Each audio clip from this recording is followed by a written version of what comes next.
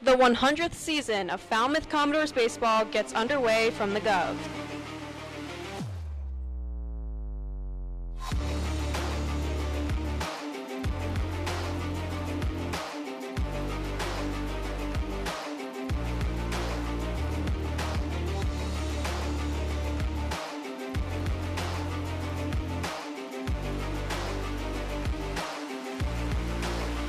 Swing and a miss. Strike three call. That's a fair ball down the line. The Doors are gonna score. That ball is way gone. And it all starts right now. Field, the place to be tonight for a highly anticipated matchup between some West Division foes. The Bourne Braves are here in Falmouth taking on the Doors. Here in the broadcast booth, Matt Venezia alongside Zach Serdenik. We'll hear from Destiny Sanchez in just a little bit. Zach, this summer, Falmouth 1-2-1 against the Bourne Braves. We've had this one circled for a while. You got to bounce back after a tough destruction late in the ball game like yesterday, and just like summer ball has, every day's a new opportunity, and there's one tonight. And it's a big opportunity tonight, Matt, because the Doors and the Braves have been back and forth between the third and fourth slots in the division. If you get a win tonight, you go into the All-Star break in that third spot. It's not a typo. Third baseman tonight is going to be Walker Yannick again. He came in for Gavin Keelan in an injury. They had to move some guys around. That's why Yannick's at third, but overall his bat's been pretty consistent when he's mostly been behind the plate. And he's been really good, and he's heating up as well. He's had a lot of multi-hit efforts in his last few starts, trying to continue that into tonight. When you look to the other side, who the Braves have, this is a lineup, again, that's been very consistent there in the middle of this West Division, but you always have to look at the league leader in average in Derek Bender. Derek Bender has been outstanding. Average, RBIs, extra base hits, home runs. He's done it all. He's the only other man alongside Travis Bazzana to hit for the cycle this season. He tore it up at Coastal Carolina, over 80 RBIs for the Chanticleers this year, and he just continues to rake here in the Cape. He's a big part of why both these teams continue to kind of dance around each other there in the West Division. It's always jam-packed at this time of the year with just 10 games left, and with all that recent confusion there in the West Division, it's led us to wonder who's going to win this division. Well, Destiny Sanchez has an update on how this division has started to shape out between the two teams. Destiny. It's just getting more competitive as the season goes on. With the loss last night against the Gatemen, the Doors had a small glimpse of third, but they moved down to fourth. Tonight's game is crucial. If they get the win against Bourne, they can move back up to third, but if they lose, they will stay in that fourth spot. The overall glimpse of the Cape League right now is every piece has to be together in order to win games. The teams that have the pitching down, the batting down, will win the games. Last night against the Gatemen, the pitching wasn't there, so whoever has all the pieces of the puzzle will make it far in the Cape League with 10 games left in the regular season. Back to you guys. You could say that again, Destiny. The pitching was the story of yesterday, not the way you want it. You had a good outing out of Braden Davis, but he's walked 6 batters himself. Overall, 11 free passes surrendered to the Gatemen, and that's why the destruction occurred there in that 8th inning, Zach. Well, and at the end of the day, when you walk 11 guys, you're not going to expect to win many ball games. Falmouth doesn't get the win yesterday, but if you win tonight, that can really alleviate some of that pain because you're feeling a lot better about your spot. You're still 4 games up on the last playoff spot with just 10 to play. You're in a good spot there. Just have to continue to build on it and bounce back. Because entering last night, they were playing pretty good baseball. 2 wins in a row coming into it, trying to get a win into a couple of off days. Much needed off days. These guys haven't had a true off day since all the way back on July 3rd. They get that over the next 2 for the All-Star game, and then the day after on Sunday, also an off day for the Doors. You get some rest before you go into that final stretch to try and close out the regular season and get into the playoffs. It'll be a 2-game stretch, or rather 2-day stretch of no activities for most of the Falmouth Commodores. Tomorrow, though, Zach and I will be at White House Field for the All-Star game. We'll have some coverage for you all throughout social media between the home run hitting contest and the game itself. But then, as you mentioned, the off day on Sunday, you get back and you host Hyannis. It's going to be a really, really interesting stretch of time because there's a lot of divisional matchups getting ready to perform. So with all that, there is a lot at stake tonight. And as we now have heard the starting lineups from the PA, we're going to set it down for the national anthem and other festivities before first pitch in just a second. But again, Zach, it's just such a big time for this group to find a way to win. Again, you have 7 of the next 10 are against your division. We'll see how it all goes down. We'll be right back, though, with the activities for the first pitch in just a second from Gov Fuller Field.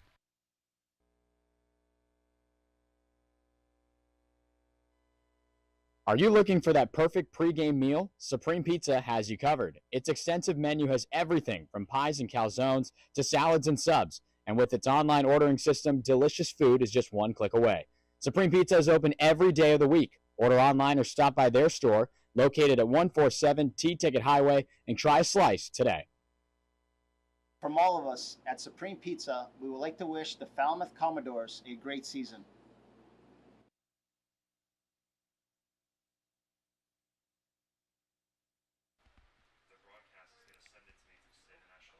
As we prepare for baseball here from Gov Fuller Field, we're ready for the national anthem to take place underway. And we'll get baseball going momentarily.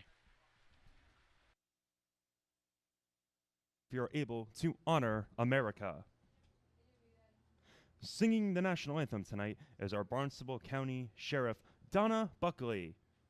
Sheriff Buckley also serves as a board member for the Carousel of Light and sings in the choir at the Wacoit Congregational Church. She lives in Falmouth with her husband, Troy Clarkson. She is joined by the members and staff of the 2023 Sheriff's Youth Academy. Oh, say, can you see by the dawn's early light what so proudly we hail at the twilight's last gleaming, whose broad stripes and bright stars through the perilous fight o'er the ramparts we watched were so gallantly streaming, and the rocket's red glare, the bombs bursting in air, gave proof through the night that our flag was still there. Oh, say does that star-spangled banner yet wave o'er the land of the free and the home of the brave?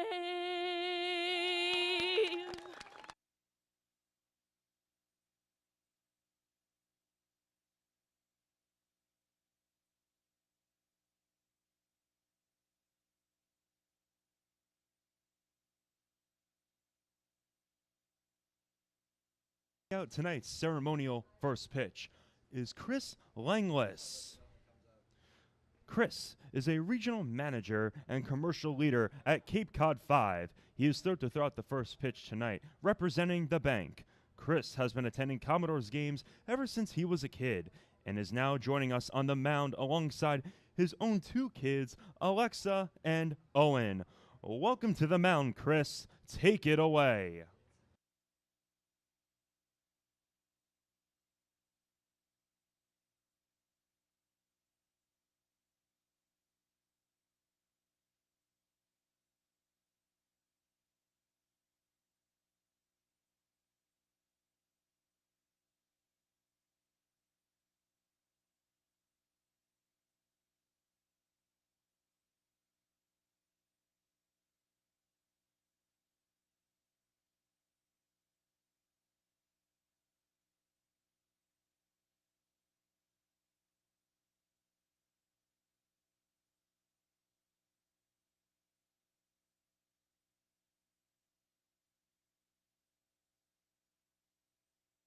We love to hear. Take it away, Cape Cod 5.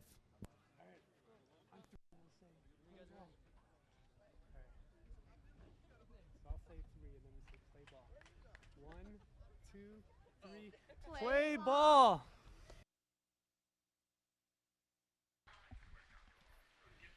That was one of the better first pitches we've seen so far this year. Almost like pulled the string there, right down the heart of the plate to Walker Yannick.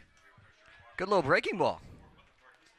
That it was. Hope to see some of the same from Michael Barnett against these guys. The Bourne Braves entering tonight's action 17-15-1, right in the middle of the West Division, and this is as consistent as it gets. And when you look at Bourne, you got to start by looking at the Chanticleers in the middle. Bender and Bodine have been outstanding, but there's talent all up and down this lineup.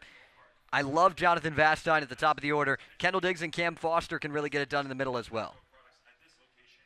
Joshua Kuroda-Grouter had himself a game the last time these two squared off. A pair of doubles got on the board there with an RBI double in that first inning at Doran Park. The Doors came away with the win, though, 7-2.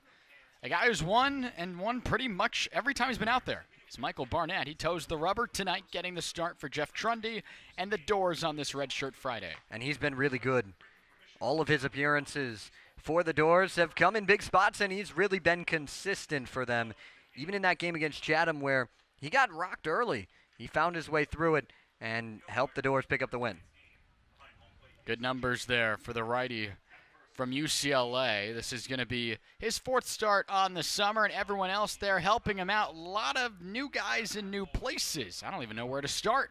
Out in right field, joining us from Boston College, making his debut with the Commodores, is Barry Walsh. Had a really good year in the top 5 in average for the Eagles up there at BC. Walker Yannick, we saw him at third yesterday as a late substitution in. He's at the hot corner once again. John Spikerman hasn't played shortstop since high school. He moves from center field into the infield, and the right side of the infield looks exactly the same, with the Florida Gator Luke Heyman catching the balls and strikes. I don't know who I'm more excited to see as you see Spike there getting ready to go. He was laughing with us, telling us that it doesn't matter where he's got to play, he just needs to get locked in and ready, and in this case, it's a position that at least there's some familiarity. And he's looked good there in warm-ups as he just has continued to try to keep himself light and try and keep himself moving. At this level, all these guys are such good athletes that they can make the adjustments necessary to play those different positions, especially in warm-ups, like I said, when those guys looked good. But we'll see what he can do here when it comes to getting into game action. Should be a lot of fun, this one, as we're almost ready here. That's the new middle infield of Falmouth for now. As Kyle DeBarge been let go from the team, had a really good summer, as we talked about, right at the top of the team in runs driven in. He served his purpose very well here with the Doors. No Kevin Brady tonight, no Gavin Keelan, who were on the left side of the infield yesterday at Commodore Hendy Field in that matchup with Wareham. First pitch, fastball runs a little bit inside at 6:02. In there to Jonathan Vastine. It's a Bourne team that's been playing well as of late, not only playing well, put up a lot of runs in those games too. A 10-2 win against Brewster last night. This is a good start for the Doors to avoid that number. Routine ground ball, one away. Good pitch. You fall behind a hitter like Vastine. That's not usually a recipe for success, but he tried to pull it through into right field, and Bazana is quick over there at second base, runs it down. He's made a ton of those plays out in the short grass and right, even in center. It doesn't matter. He's got such a good glove there. Been vacuuming up a ton of baseballs this summer for the Doors as he's settled in now over there at second base. Next man to go against Barnett. Check out the swing from Eblin. Did he go? No, he did not. That's John DeGirolamo down the third base line. Anthony Brunetti's at first. And we haven't seen an official strike call yet from the man behind the plate, Jerry Martinez. The only strike so far that Barnett's thrown was put in play. This one almost did as well, but another chopper foul. Barnett's at his best when he's pounding the zone. He's using a lot of different pitches. His off-speed stuff is really good, including that changeup that really gets a lot of swings and misses. He's trying to go to it early. We'll see if he comes to it here. The two-way star out of Alabama and Bryce Eblin in there now. That's a real good-looking breaking ball there to get the back door. Nice spot for Barnett ahead in the count, a ball and 2 strikes.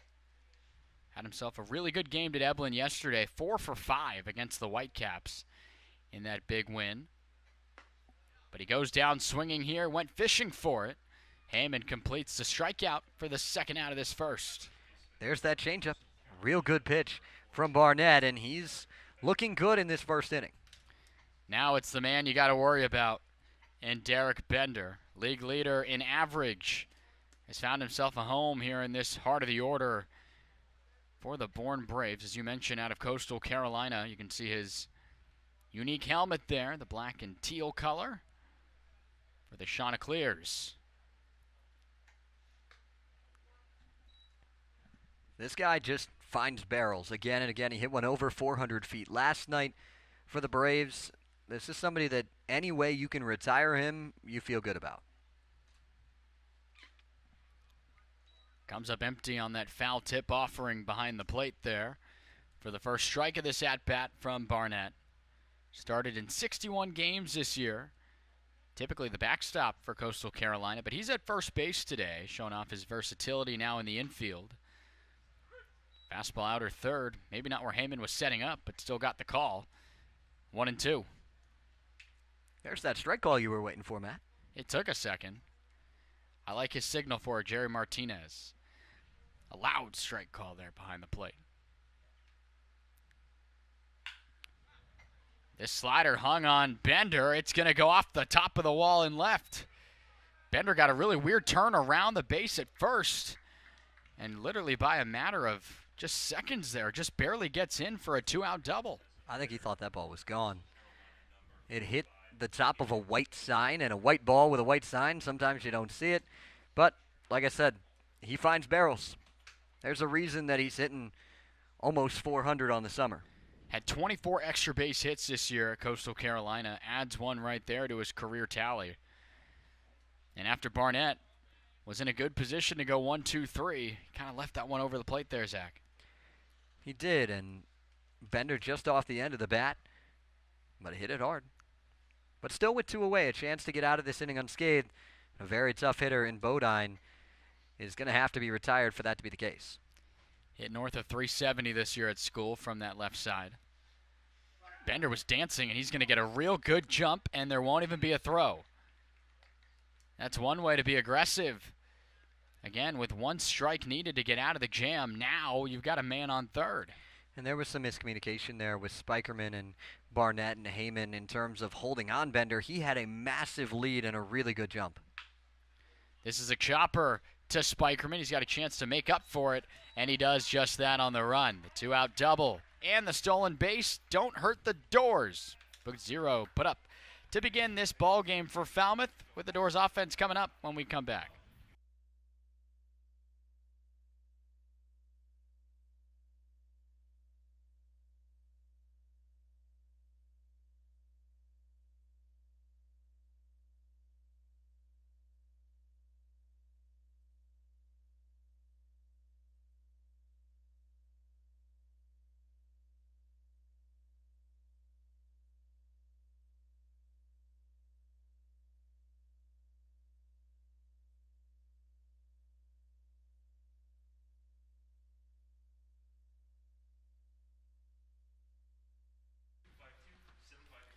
Nice start for the Doors as we get going still here in this first inning of play. Jeff Trundy's lineup.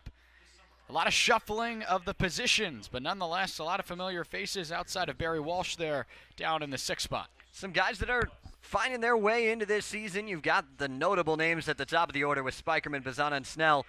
Luke Heyman, 2-run homer last night to get himself started in the long ball category this summer. Got a lot of pop in Turley and Humphreys as well, so that 7-8-9 isn't anything to play with either. Especially down there, Nate Humphreys been real impressed with him. Hits in 3 consecutive games for the man who's got 12 runs driven in. We'll see him a little bit later in the ball game. Zach Grace, the lefty, will toe the rubber here out of Rowan College. The lefty takes on a lineup that's usually pretty lefty heavy, but it is balanced though today for Falmouth. It is 4 lefties, 4 righties, and a switch hitter to take on Grace. He's been all over the place. Started at Iona, then went to Wake Forest, and now at Rowan, where he was dominant. He was the Region 4 Pitcher of the Year in Division 3. 7-0 record, 108 punch-outs. Can't get much better than that. A Rawlings Region Pitcher of the Year out there at Rowan College. Good and deserving of it, given his stats there. 7 wins, no losses this year. The defensive alignment for the Bourne Braves looks as followed. We talked about Josh Kuroda-Grauer. He's got a big arm out there in left, and the staple at third base in Cam Foster. Everything else looks relatively the same, with Hugh Pinckney catching the balls in strikes up against Zach Grace. And first to greet him is tonight's shortstop, John Spikerman. Let that sink in for a second. Spike's typically always in the one spot, but out in center field, not today. We saw him get real comfortable there on that ground ball out to Caden Bodine to retire the side. But there you see the lefty begin to work as we get ready for the Doors' first chances to get after him here in this one. First pitch, fastball inner third, called for a strike. Spike just one hit in his last 4 games, has kind of come down to earth just a little bit here now for Falmouth. But overall, still swinging at a .216 hitter this year. Getting ready for his 100th plate appearance in just a second. This is 98 now, so you would assume by the end near the ball game that he would be able to get 100 at-bats. If it goes 9 innings and he stays in the lineup, he'd have to get Absolutely. at least 100 PAs. Rising fastball here has Spikerman out in front of the count.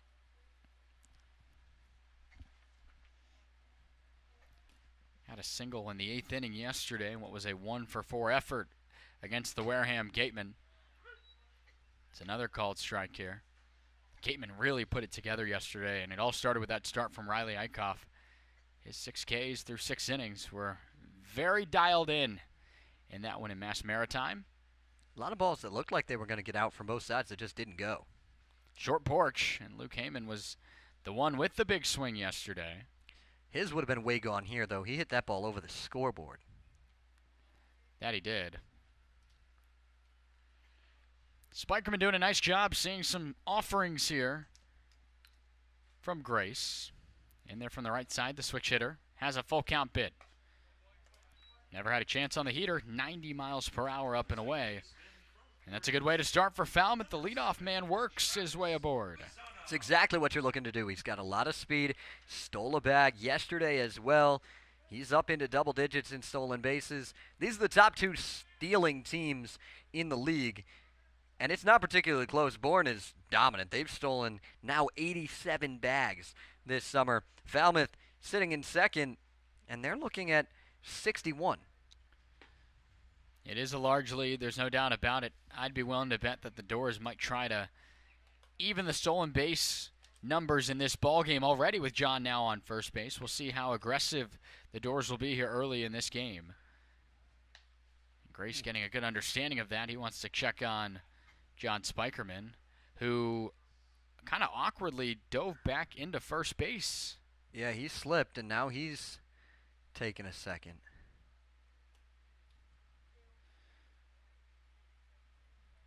That's not what you want to see. Spike trying to just walk it off here. Derek Bender kind of adjusting the dirt there. I'm not quite sure. Maybe just a weird spot in the ground. Well, and he's playing shortstop tonight.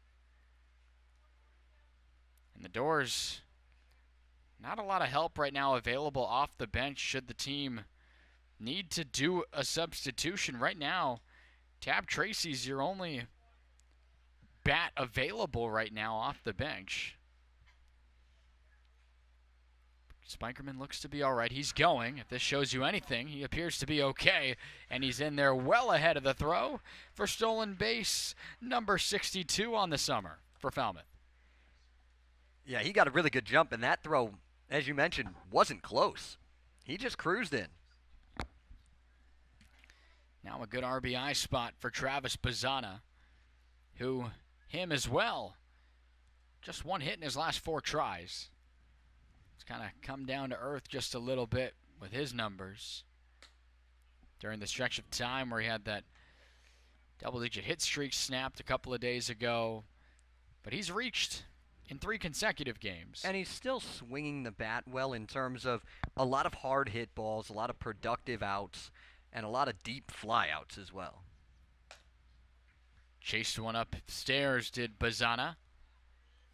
You mentioned the 62 stolen bags for Falmouth, 12 of those for Spikerman.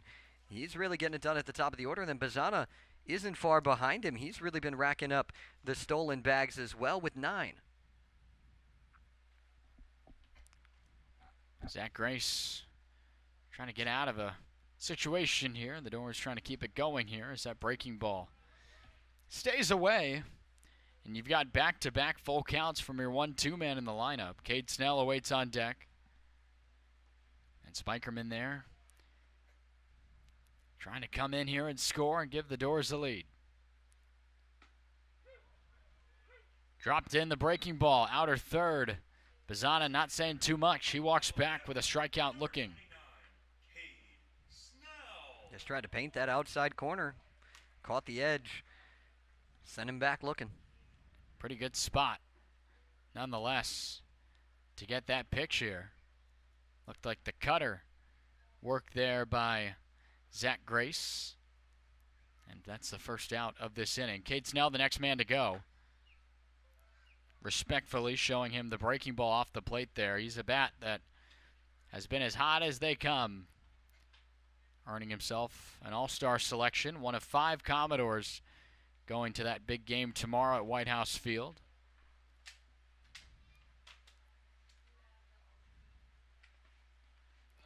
This one gets away from Pinckney, and again, Spikerman standing up. Pinckney, no chance really there to get one off. He also had trouble picking up the baseball. In the same situation, in getting a runner to third, presents itself just like Bourne did in the top of the first. It looked like Pinckney was going to try and throw that ball if he picked it up cleanly, but Cam Foster was immediately holding up the hand, telling him not to throw it because it's not really worth the risk in that situation. Because if you don't have a good throw, that ball's into left field, and just like that, the run comes in to score. Got jammed on one here, and it's right to Foster. And by a step and a half, Cade Snell retired. Even with John Spikerman's speed, not worth trying. The big arm over there at third and Cam Foster. Yeah, that's the worst possible spot that you can probably hit a soft ground ball like that on the infield, because if you hit that the other way, he's probably scoring, but instead sending it right at the third baseman, and now it's going to take a big 2-out hit from Yannick. He's had a couple of them this year, has worked his way up here in the order for Falmouth, batting in the cleanup spot today. He gets on one out here to left. Crow to Grauer with room. And on the first pitch that Yannick sees, he is retired. Both the Bourne Braves and the Falmouth Commodores strand a runner at third in their parts of the first inning. Scoreless here from Falmouth.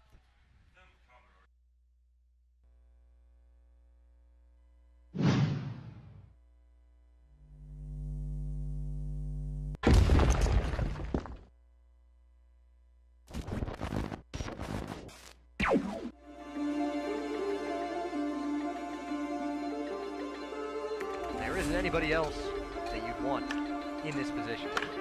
Deep drive into right. It's a grand slam for Bazana.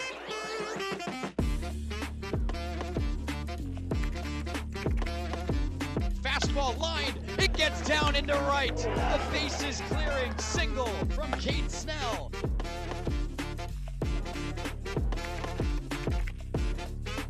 It's an RBI double for Gavin Keelan. Keelan gets back in. That's his third double already. Gets the hot stuff upstairs. Coe gets a swinging strikeout. Punch out for Coe for out number 2. Swing and a miss. Garrett Coe will get the save. 3-2, swing and a miss. The 0-2 pitch, swing and a miss. Went downstairs with the slider. And Joey Ryan picks up save number 3.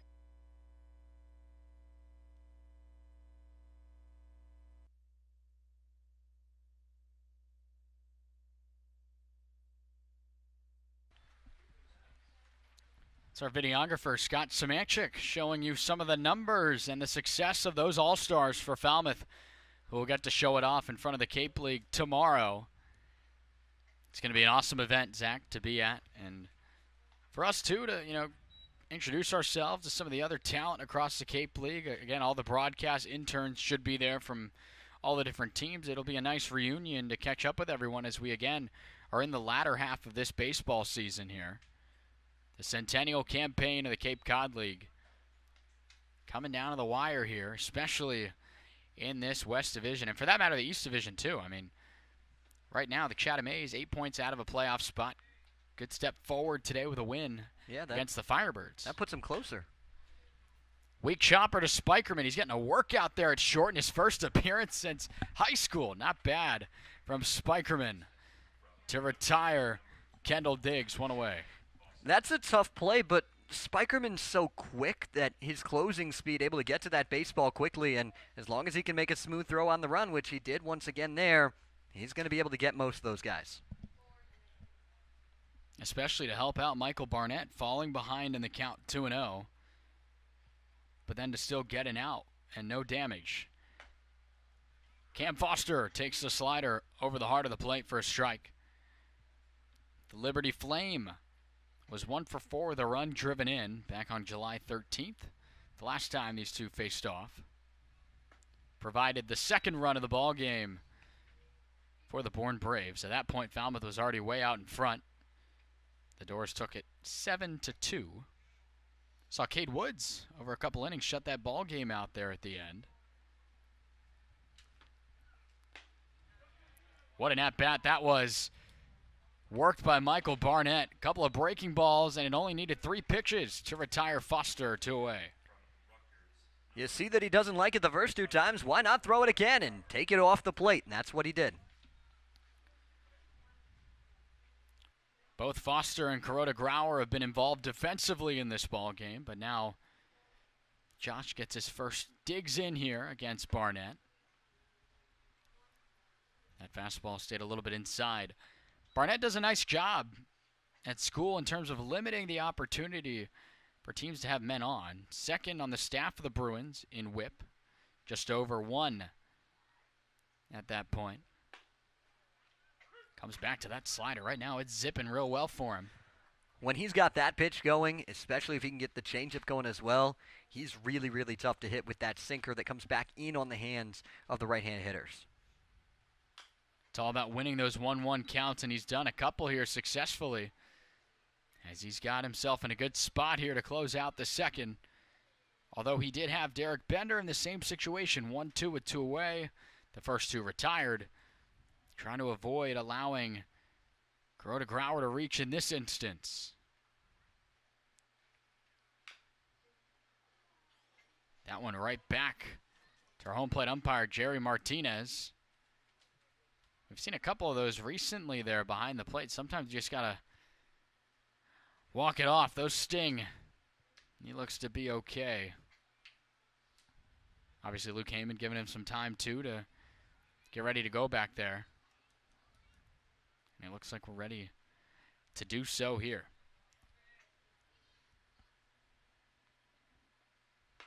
Wave and a miss. Another slider.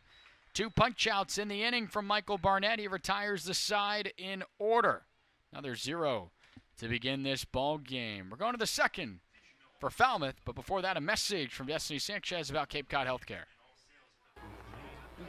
Cape Cod Healthcare is proud to be the official healthcare provider of the Cape Cod Baseball League and shares a reminder that blood donated to Cape Cod Healthcare stays on Cape Cod.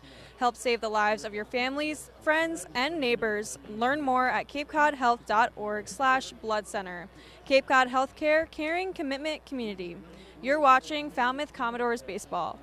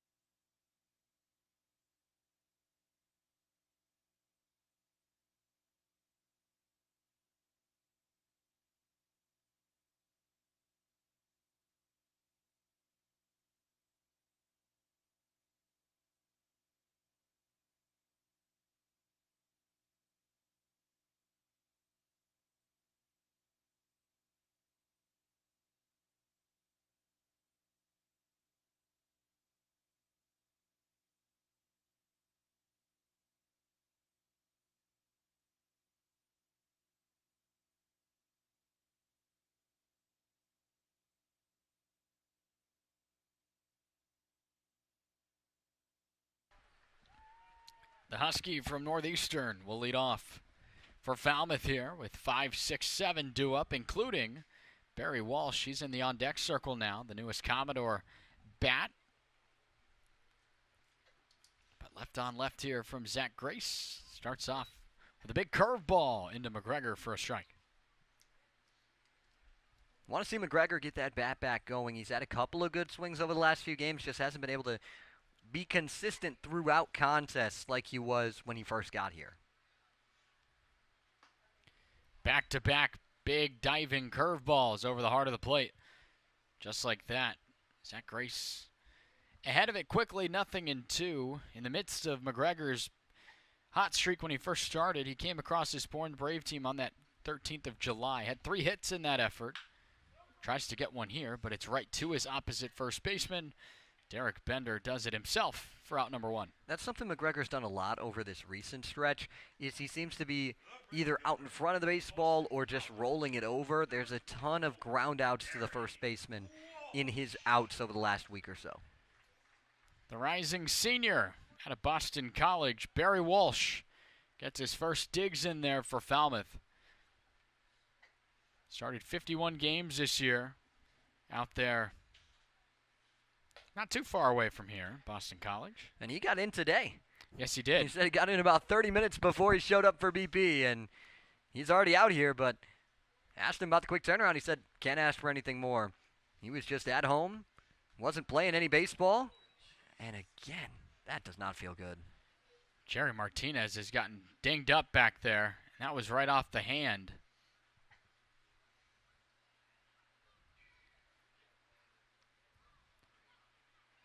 Nothing feels worse if you're Hugh Pinckney, because I know the feeling when an umpire's back there, they tell you, all right, you got to protect me tonight. It's your job. And that pitch was certainly spiked. Not much that Pinckney could have done there. Just a tough feeling. Not fun.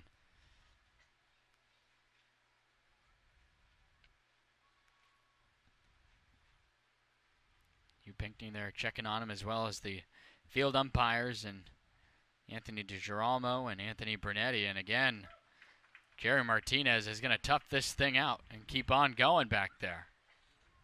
He shakes the hand out, used it to get the baseball out, so seems to be hopefully doing okay, but I think that does not feel good. It may have, he's feeling out his fingers right now. Couldn't quite tell him if it got him on the forearm or, but it appears to be his fingers here. And then this one from Pinckney right off the glove nearly got him again. 3-0. If you're Walsh, you like how this AB's starting because you're getting yourself the ability to see some pitches and not having to do too much about it. Hit .314 this year. The Golden Eagles, that's a fastball right down the middle. Mentioned that he wasn't playing at all. He was just at home. He said he got a text from Joey Ryan about coming up here, and gotta love it. Fouls this one off. It's funny how, in the business world and broadcasting world, they talk about, networking and you got to know people and things like that. And turns out that his own teammate able to help him get the opportunity here with the Doors down the stretch of this season here. 10 games remain for the Doors, trying to work themselves back into it here. And this one runs a little inside.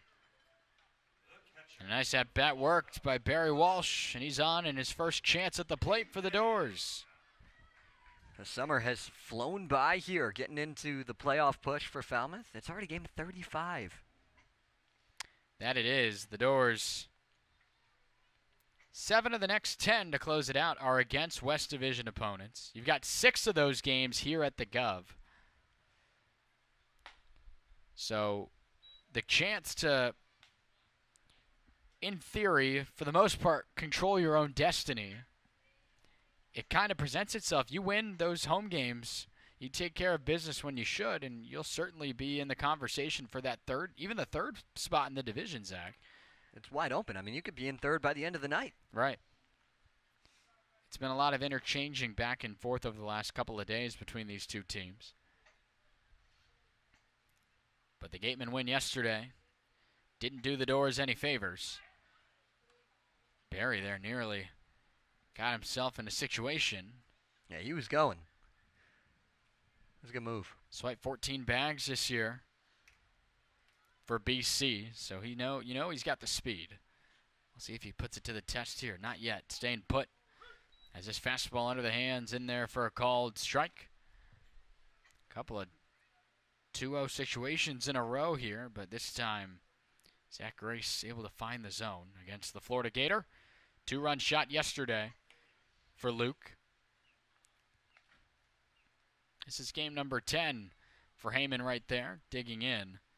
Has reached in 7 of 9 so far this summer.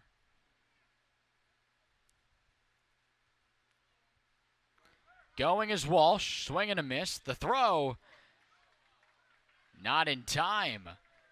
Barry Walsh nearly swam around the tag, and now he's walking off here. That's a good way to get another man in scoring position, and the two most base-stealing teams in the league. Right now it's the team in second place with the lead in terms of stolen bags today.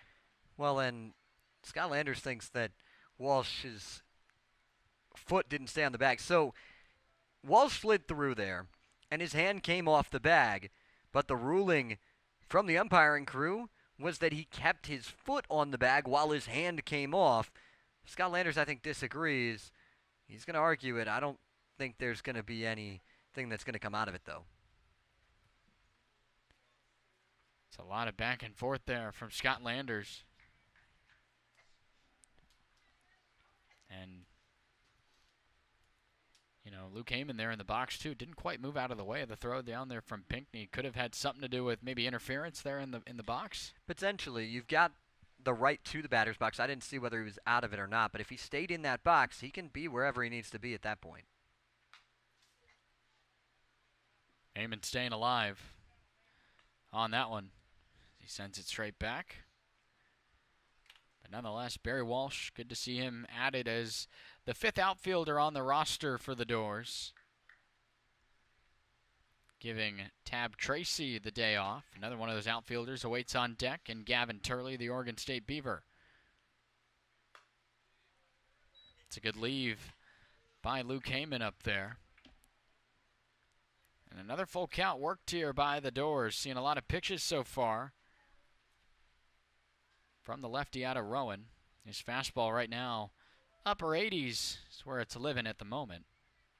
Drops a hook here, but just started it too tall. Another walk. That one looked pretty close. But Heyman's on now for the 8th time in his first 10 games as a Door. He'll take it. Grace didn't have a ton of walks at Rowan this season, but he's struggling to find the zone early. Well, TrackMan says that one's in. I'm looking at you right now, Zach. That one is in the middle of the top middle square of the tic-tac-toe board. But the only thing about the TrackMan strike zone is that it doesn't adjust based on the height of the hitter. And so up and down is not always going to be completely right when you're looking at it. This one appears to be the same pitch, but this time it does get the zone a lot lower, but called for a strike against Gavin Turley. That's a real good breaking ball, though. Spin it off at the knees. 2 Doors on here with a pair of walks in consecutive order after McGregor was retired to lead off this second inning for Falmouth. Good leave of the fastball, evening up this count. Gavin Turley started the year 0 for 27. Since then has worked himself into a stretch of collecting 4 hits over his last 9 at-bats, including 4 driven in at the plate. Starting to show some of those numbers that he had in his freshman campaign in Corvallis this year. 14 bombs and 46 runs driven in. Had such a good year. Perfect game, second team, freshman All-American. Saw him taking some cuts today, and he was clearing the left field wall with ease. You just would love to see him show off those numbers that he did in the Pac-12 this year. And that's how that guy's BP rounds are every day. One of the best BP hitters we've seen, and he can swing in the game as well. But if you want to watch a fireworks show in BP, Gavin Turley's your guy. Well, he finds himself in a situation here.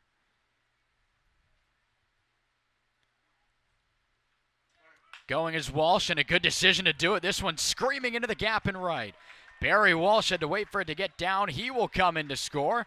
Luke Heyman churning the legs. He's on his way in. And Gavin Turley has a stand-up 2-run triple to open this ball game for Falmouth. Really good swing. Got a fastball middle a little bit in and just hammers it into that right center field gap, 100 off his bat. And you said it, he stood up, he was cruising, and he had to wait and see if they were going to send Luke Heyman around third. And as soon as they did, he turned it on and got himself a triple. Well, we said we wanted to see that slugging bat show up. 664 on the slugging this year for Turley.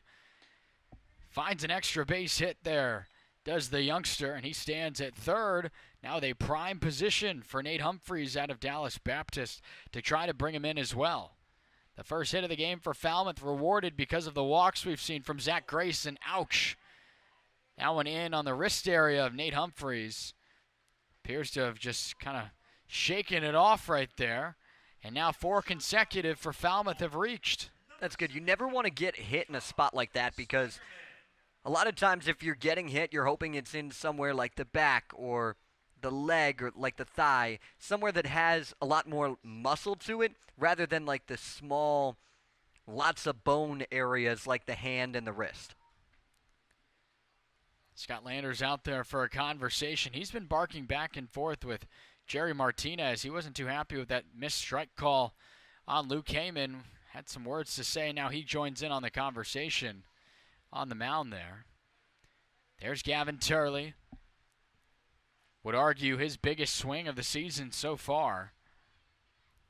You know what they say, when you're locked in, you're really carrying the ball a long way out there on a line into the opposite field, and that's exactly what that baseball did. Sackett took 2 hops and hit the wall. I mean, yeah, on a line. You're just not trying to do too much when you're locked in. You're taking the ball where they throw it. That pitch was a little bit in, and he was just driving it the other way, like you said. He didn't really get his hands out in front of it and try to pull it and potentially roll it over. He just found the baseball, met it where it was, and threw it hard. The Doors right now back up to the top of the order here. Still with only 1 out in the second inning. John Spikerman led off the ball game with a full count walk earned for Falmouth's shortstop tonight. Spikerman in there for Gavin Keelan today. Comes up empty. On that big cut there, does Spike out of Oklahoma. John Spikerman, been a staple out there for Falmouth out in center field. Still in the lineup today is the switch-hitting outfielder. But as we mentioned, back in this time in on the infield. Going is Humphreys. Pinckney will throw. It's a little high. And another stolen base. This time it goes to Nate Humphreys. That's a third already for the Doors. He swiped 19 this year at school, and he got in there again with ease. It tastes their own medicine. Falmouth sees something they like against Zach Grace right now, and they're taking advantage of it. The infield responds with everyone in on the grass for the Bourne Braves here. Anything to the outfield, too. You like the speed you have on base. You could probably advance everybody. Slider off the plate. Pinckney tried to bring it back into the zone.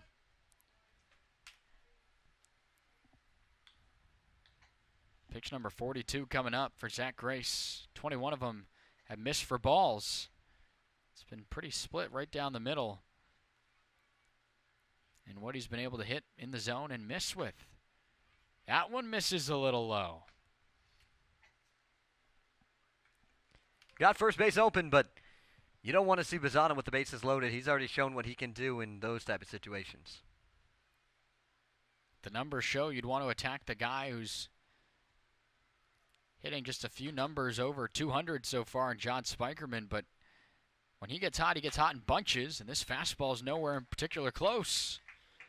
And the third walk of this inning rewarded to Falmouth. And outside of Gavin Turley's triple, you've got the walks and a hit by pitch to help set up a massive spot for more runs for the Doors. And it won't be Grace to see him.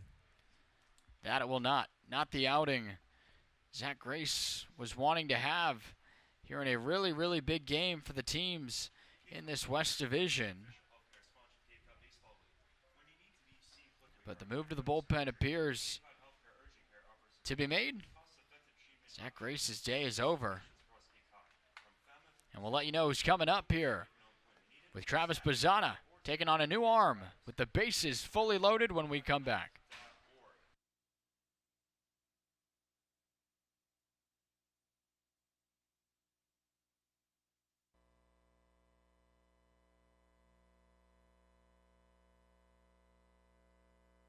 Let's take you through a day of BP with Garrett Coe. You can kind of see all of our pitchers over here doing absolutely nothing. They do a really good job with that. But it's the only way you can pass through BP at this time. I got it. Let me look like I'm doing something today. Parker Coyle thinks he's going to steal this ball from me. It's over here. So yeah, it's a whole bunch of messing around out here. Yeah. I like to think of myself as a multifaceted athlete who can play in the outfield, the infield, on the mound. I have a catcher's mitt. I'll get behind the plate. It's all about being versatile. All right, now we're working with fire. We got a first base mitt. We're going to show just the other perks of being Garrett Coe. Coach Brian's trying to mess me up right now. He's trying to see if I can look bad on camera. I'm not going to let it happen. Not today. Not while I'm in the limelight.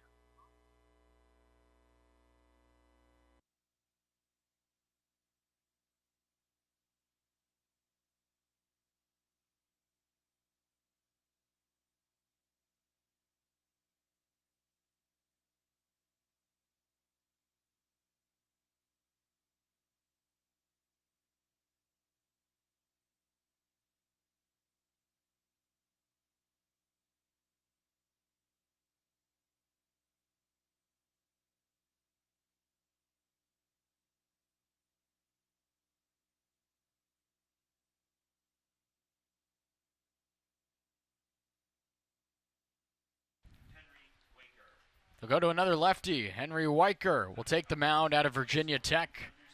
Has a tough at-bat to begin his outing, and his number's there. He does, and he is getting ready to find himself a new team as well. He's had a good summer for the most part for Bourne. Trying to keep that going before he heads to Coastal Carolina and join a couple guys that'll catch for him in Conway and Bender and Bodine. But he was good the first time he saw the Commodores way back on June 11th. And trying to continue it, he's 1-0 with a 1.84 ERA. This is his 5th appearance of the summer for the Braves. 3-3 with the Virginia Tech Hokies this year. 5.5 ERA. And a left-on-left matchup here.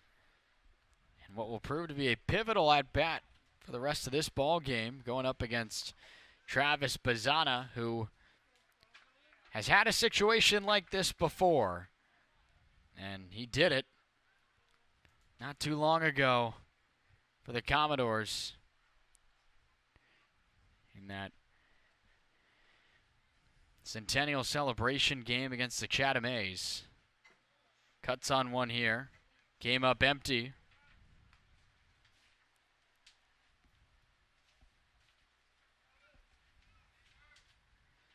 Bazzana's just been so good.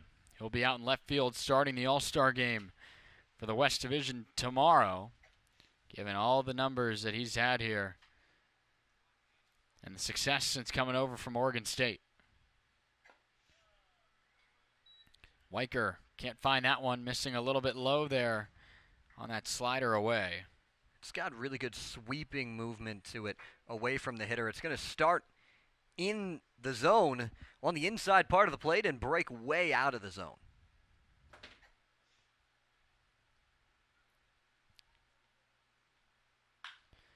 Bazzana drives this one out into left. There is a play on it out in center. Harrelson will do it running, and that's deep enough to bring in his fellow Beaver. Gavin Turley comes in to score on the sacrifice, and it's a 3-spot for Falmouth here in the second. It's a good swing.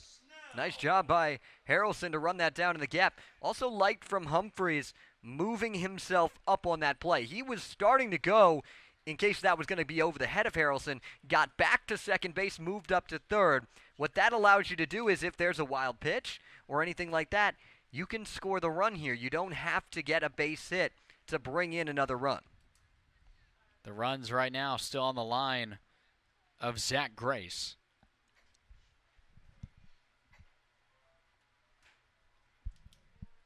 But now it'll be Cade Snell. Just as dangerous as a bat as Bazzana over the last several games. Had a ground ball out last time, got jammed on a pitch. Had an opportunity to try to bring in John Spikerman. It was a weak ground ball to third base. Tried to do much better than that, though, with that cut, and he comes up empty.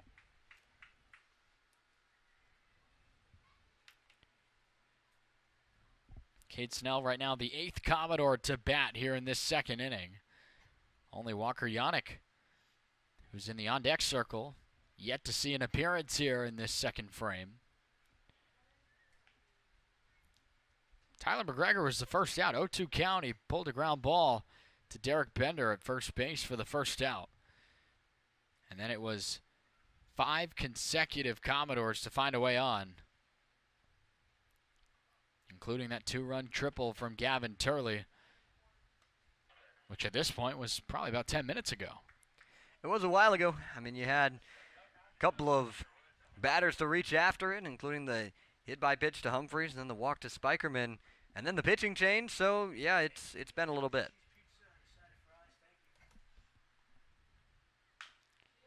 Snell out in front of this one. Heads up Destiny over there in that foul ball area. Looks like everyone looks to be okay. The bullpen guys, too, keeping tabs on that foul ball. But Snell behind here, a ball and 2 strikes. The corner infield playing normal depth. Meanwhile, the middle infield just a little bit back.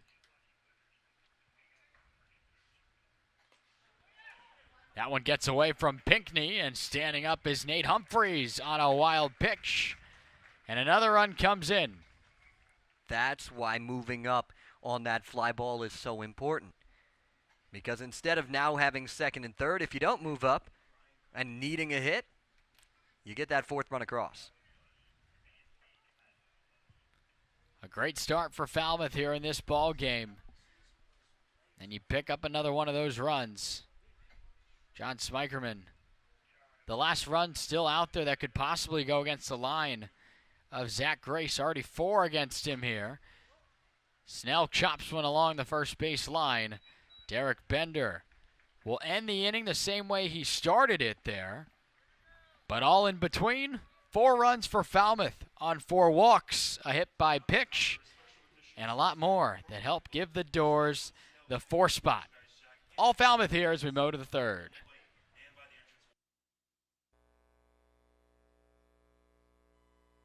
You could have a future big leaguer in the family. Become a part of the Falmouth Commodores community by hosting a player for the summer.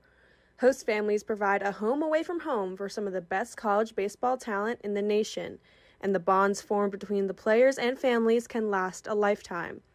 All host families will receive a weekly allowance from the Commodores organization to help cover expenses.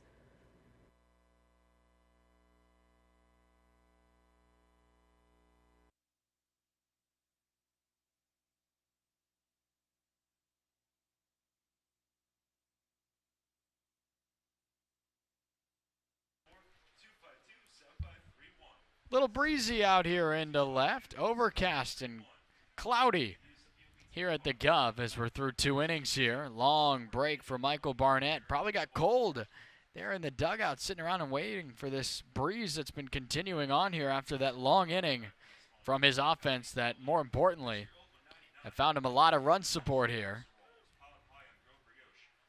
As we get ready for the 3rd inning here. As again, 8 Doors came to the plate there in that 2nd inning. It's a good way to start this ball game out. Falmouth 1-2-1 this year against the Bourne Braves. That's the other thing this game would do, is it would set up the next meeting between the 2 squads as the pivotal one for the tiebreaker. Because as they continue to bounce back and forth, if one of them has another tie somewhere, that could get them back to a spot where the tiebreaker could really matter. Falmouth winless the first 3 tries against the Bourne Braves. You remember the second game of the year, the tie here at the Gov.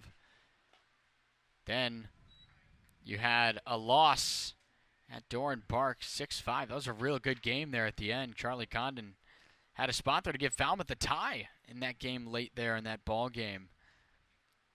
Then a game here at the Gov, a 7-6 defeat against these Braves. And now all of a sudden the conversation's starting to warm up to, again, as you said, the next time they meet comes down for all the marbles. Falmouth's got to finish this one, though, because there's a lot of game left to be played today before setting up that pivotal July 30th meeting at Doran. Sharp ground ball here. Takes Bazana into short right, and it eats him up. That's a real tough play that appears to be given an infield hit to Hugh Pinckney to lead off the third. It's a tough one, but it's one that Travis is going to want back. He's moving there, and he got to the baseball. It just popped out of his glove as he tried to make that turn, and we've seen him make that turn again and again this summer without any problems. He's going to wish he had that one. He's still shaking his head out there. Now Gage Harrelson, we saw him make that long put out there in left center. And the sacrifice given to Bazana for the RBI. But Gage Harrelson, hitless the last time these two teams met. But has 3 knocks over his last 2 games. Starting to heat up a little bit down there in the bottom of the order tonight. For Scott Lander and these Bourne Braves. This one's a little bit down.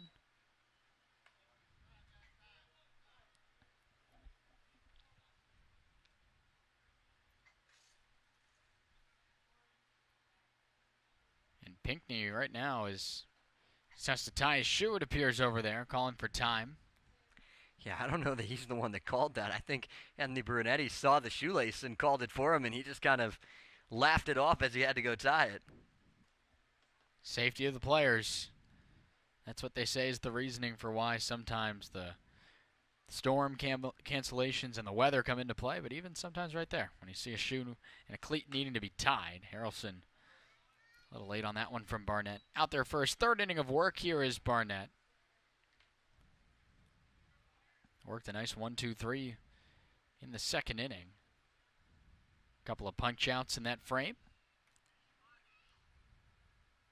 But he's been pretty consistent for the Commodores in his starts so far. As he runs a fastball off the plate. And it's 2-2.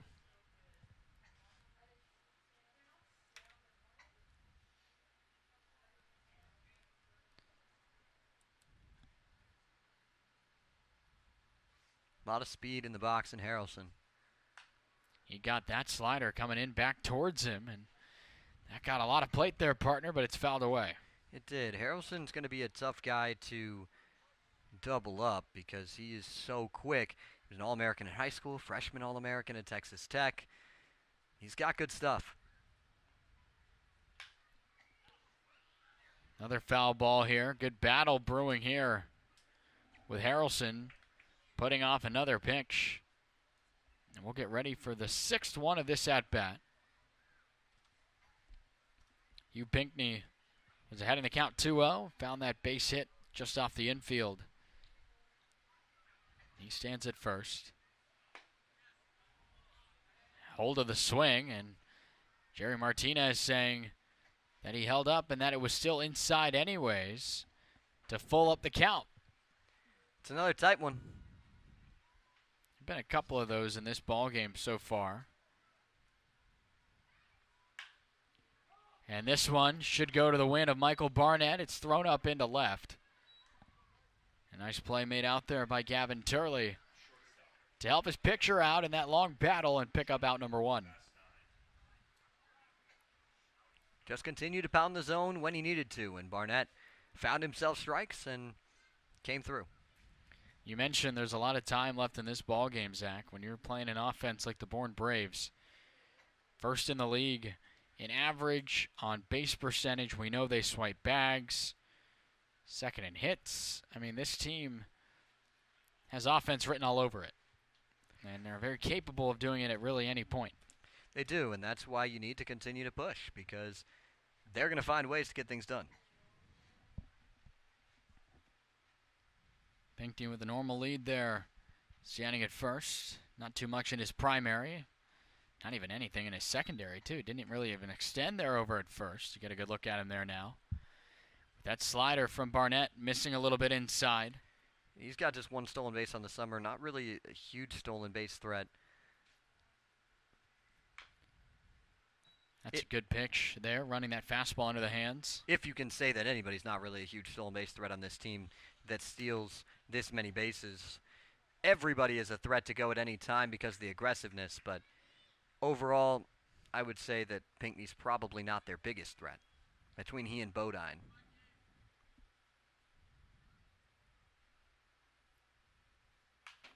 That one came back over the plate as well, and it's spoiled off and foul by Vastine. He got some high praise from Tim Corbin down there at Vanderbilt. Called him one of the best pure athletes on their team, and his numbers backed it up. Hitting nearly 300 for the Commodores at Vandy this year. 18 doubles, a couple of triples as well. That certainly works. Out there in the SEC. And he fights off another one there. That was a fastball for the upper corner away, and he still is able to get his hands on that one. That's the other way that Bourne is so good. Yes, they'll get hits, they'll get runs, and part of the reason of it is because of this, but they battle. They don't give up in at-bats, and you're seeing it here.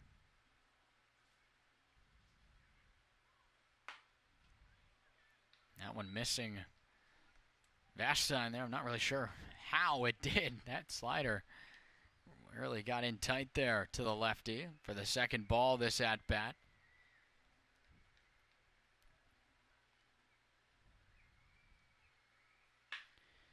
One sharply here for Spikerman. How's that for a center fielder? He almost had a chance at it. Threw it away. Rule that an unassisted there on the tap at second. But that will be an error to Spikerman. Might take a little bit of a getting comfortable there for him to make that play confidently, especially when you always have the flip there to Travis Bazzana. Yeah, that was what I was thinking, is that's a little far at times, potentially, to try and take that second base. But at the same time, if he makes a good throw, he's still going to get Vastine. So you can't say that it's too far for him with his speed. But, yeah, maybe next time he'll take the flip. We'll see. Heads up to Scott Samanchik, Megan Murphy, Destiny Sanchez, our crew of videographers, photographers, and on-camera talent. That one was zipping towards them over there. Appears that everyone's okay. I heard like a wooden sound. It may have gone off the side of the dugout, maybe. Well, the bench is over there, too, the bullpen bench. Right. A chopper here to Bazzana, the other middle infielder, able to make his play. He stranded the base runner standing at second in Jonathan Vastine. Outside of the error, not much more come the way against Michael Barnett. He's cruising right now through 3. And so are the Doors with a nice lead as we continue on here from Gun Fuller Field.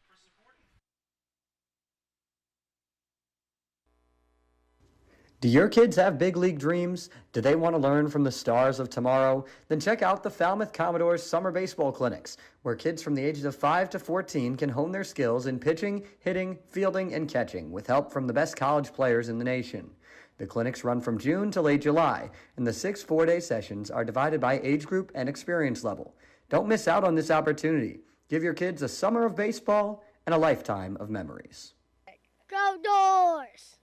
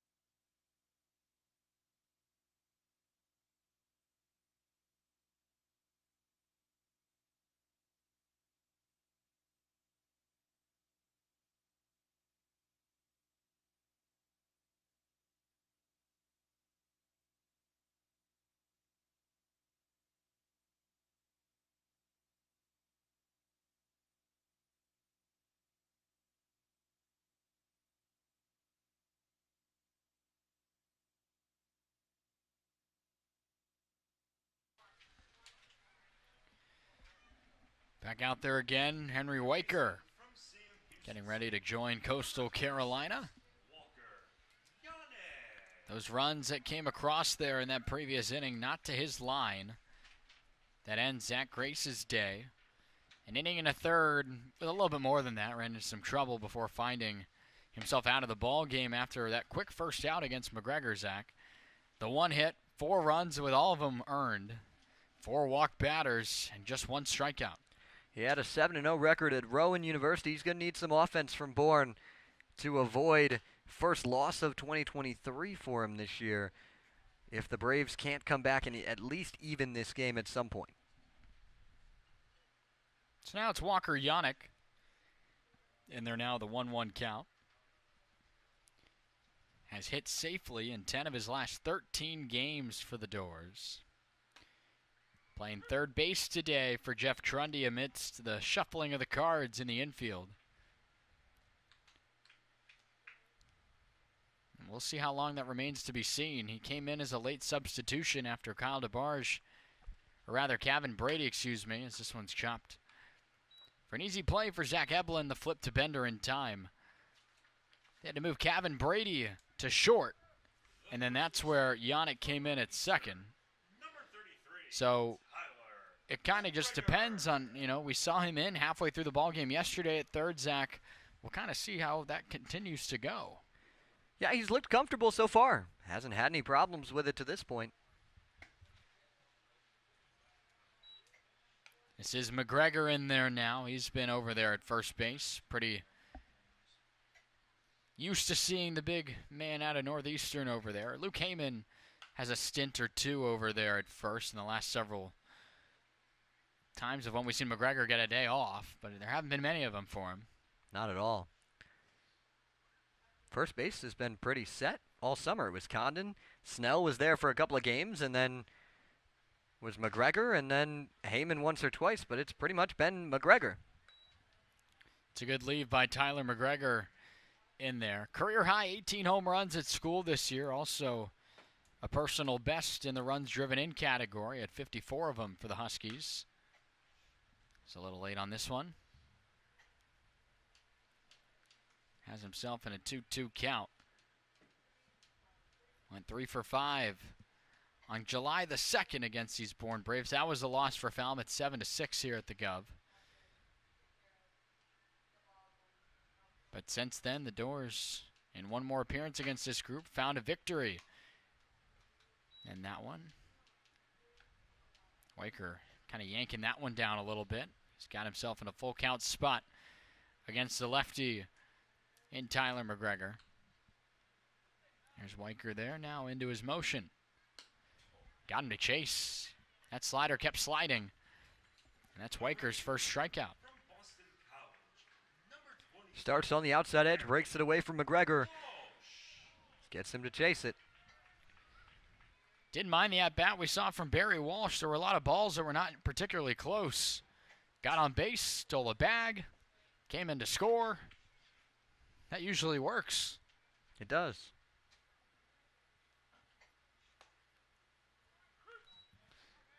Different start to this at-bat, though, against the new pitcher out there in Weicker. As when Barry Walsh last stepped in, he was taking on Zach Grace. Weicker's been a rock for this Braves bullpen, and he's showing that again today. He's really settling himself in, settling this team back into the ballgame. The Commodores have 4 runs. They have 1 hit. So it's not like Falmouth's been barreling everything. Not a barrel here, and Weicker off the mound does it himself. Sends the Doors down 1-2-3. Pitchers are athletes, my friends. And that ends this third inning of play. We know what's going on here at the Gov. It's 4-0 for Falmouth, but there's action around the Cape League, and Destiny Sanchez has an update. Thanks, guys. A few scores around the Cape. The Chatham Anglers and the Orleans Firebirds are playing a doubleheader today. First game, the Chatham Anglers won 6-3, and they're currently in the top of the third of their second game, scoreless. The Red Sox lead the Brewster Whitecaps 8-1 in the bottom of the 7th. The Harwich Mariners and the Hyannis Harbor Hawks tied 2-2 in the bottom of the 3rd, and the Cotuit Kettleers lead the Wareham Gatemen 5-0 in the bottom of the 4th. Back up to you guys.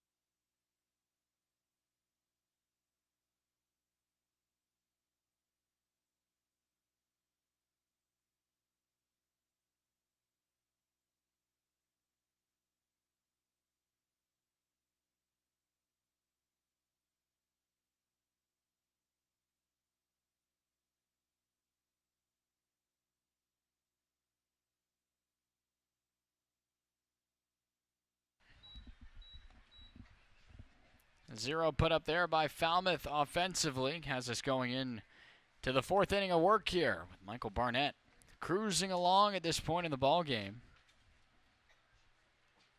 The pitchers to this point, outside of all those free passes surrendered by Zach Grace, a combined 3 hits so far given up, Zach. Yeah, they've been good. It's just been the walks that really hurt, and then that 1 hit for Falmouth was a big one with the triple from Turley.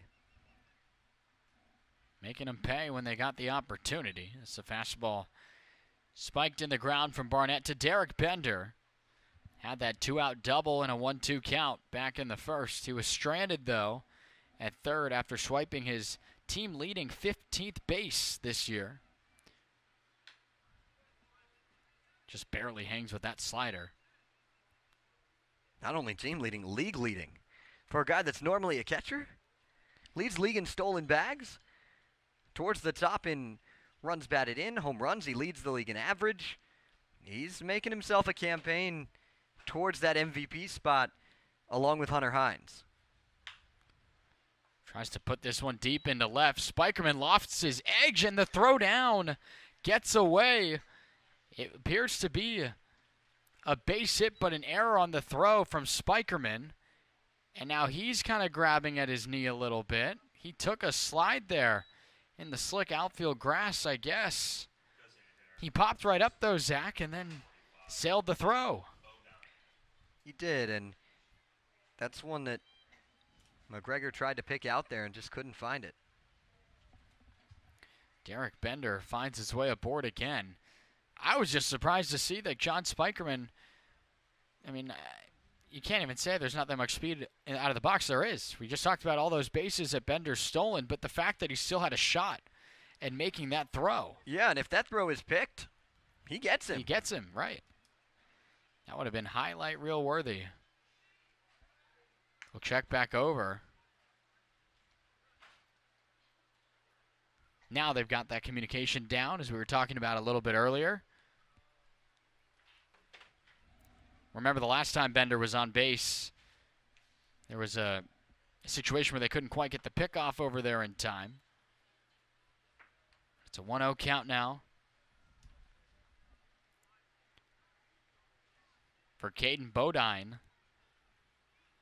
And again, Barnett so far not a whole lot of trouble, but that one is ruled a hit. And the throw from the shortstop. It's a nice spot in there for a strike.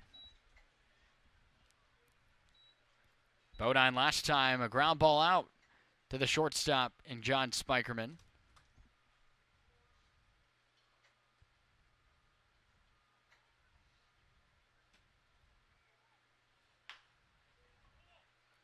Chopper here along the infield, and it got away from Barnett. Hopped right over his glove. We'll have to see how they rule that one as we continue on here. But in the broadcasting booth, we have another joint guest with us, Gavin Keelan. You were here the other day, Gavin, and wanted to come back and hang out, huh? I mean, I might as well when I get the opportunity, shouldn't I? Absolutely. We hope that you're doing well. You're seeing John Spikerman over there taking on your position. And so far, what have you seen from John over there at short? I mean, it's pretty impressive at first. I mean, he was talking about the last time he played any type of infield was 4 years ago, I think he said. He pulled the glove out he's using right now. He said, I haven't touched it since high school or something like that. And taking ground balls for the game, I mean, he looked real solid. I mean, he's got good feet. He's super athletic. You see it out there in the outfield. And he's got a cannon, and he's showing it. I mean, on the run, he's still throwing stuff really hard on the infield. And I mean, I was talking to him. I was like, how are you not playing infield Oklahoma, man? I was like, I don't know who they got, but I was like, you got a good glove. But no, it's impressive to see. I was almost shocked that he was able to pop up like he did there on that ground ball that took him into the hole. I mean, the fact that he was able to get up and still deliver the throw, if it's, again, nearly was picked over there by McGregor at first. That was pretty impressive. Oh, my gosh, yeah. I mean, it gets a little dewy, I think the grass does as it gets later at night here. So I think that's just what it is, just footwork. So Gavin's going to join us here for a little bit of the play-by-play here. Good to have now a three-man broadcast here. We're going to hear a little bit, again, some of the ins and outs of the game. But we're seeing a lot of communication there, it appears, from the infielders, especially for a new guy in Spikerman, as this one is pulled a little bit foul. it seems to be that there's a lot of glove padding and some hand signals and stuff. It's short before John ran over there for that pickoff. How much of that is the signaling? Or are you trying to get his attention, or does Barnett know that it might be on to try that pickoff move? So it kind of depends. I mean, at college you definitely have your signs and stuff like that, but in summer ball with guys coming from different teams and stuff, you keep it pretty simple. So for the most part, if he shows his glove, you show it inside his leg and you're running, he'll just turn and pick for the most part. But other than that, no. It's kind of just communication before the game or anything like that to know, what the pitcher likes to do with picks and stuff or what counts. And you kind of just go over that before the game, what pitchers like and don't like, or kind of tell them what you like to do. This one given a ride out into right. Cruising over there is Walsh, the newest Commodore. This is deep enough for Bender despite the throw. And the visitors on the board for the first time tonight. Nice job by Barnett to kind of settle himself down, though. Gets an out. Now a ground ball away from getting out of this inning. This team loves to steal, so the double play is always tough to do against them. But Bodine's somebody that hasn't really been on the move yet this summer. I'm sure you guys noticed it out there, though, Gavin. These guys run a lot.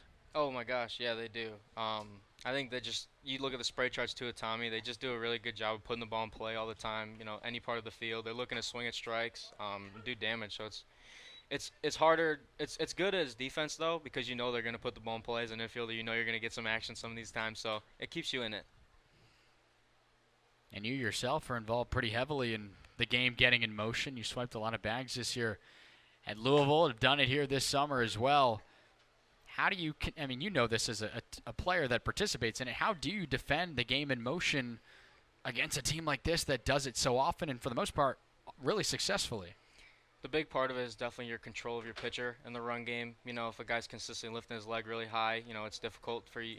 It gives more time, better jumps, stuff like that. And being pickoffs, as much as Bennett does, he controls the run game really well. He has a higher leg kick, but because he picks often as he does and in counts where he knows guys will try and run, he limits that game. So I'd also say defensively, just guys making plays, making good throws by the catcher, shortstops picking the ball or second base picking it when they need to. Do you think that's something that we haven't had to see it yet in this game, but do you think that might be one of the biggest adjustments from a guy like John who's moving in from the outfield to shortstop? You've got ground balls coming at you, but trying to pick the ball out to put a tag on a guy at second base?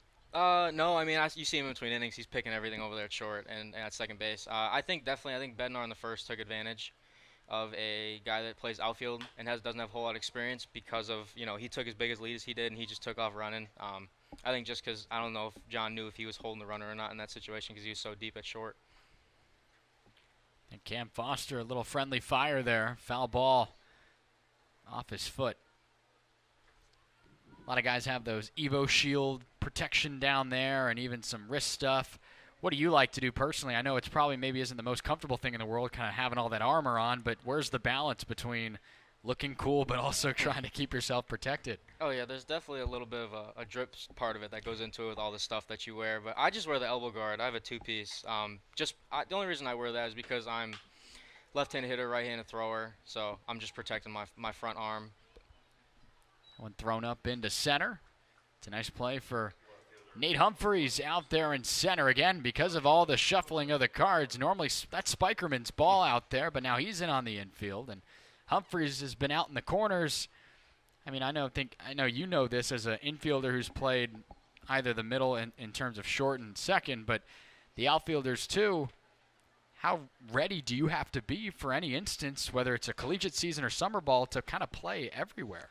I think it just goes into the preparation. I think the coaches let them know, kind of last night after the game and then early this morning today going into BP, who's playing where and kind of stuff like that because we're going to have to mix it up. I'm not playing today and, Kyle went home the other day. So, we got Walker at third. They were both taking ground balls and, BP, Nate was out in center. So it's more so just a preparation thing. That it is. And right now the Doors trying to escape. And this should do it. Spikerman this time does the flip as you were talking about, Zach, to retire the side. Not before the Bourne Braves get one, though. Still have a good ball game working for us here as we head to the bottom half on the Commodores Baseball Network.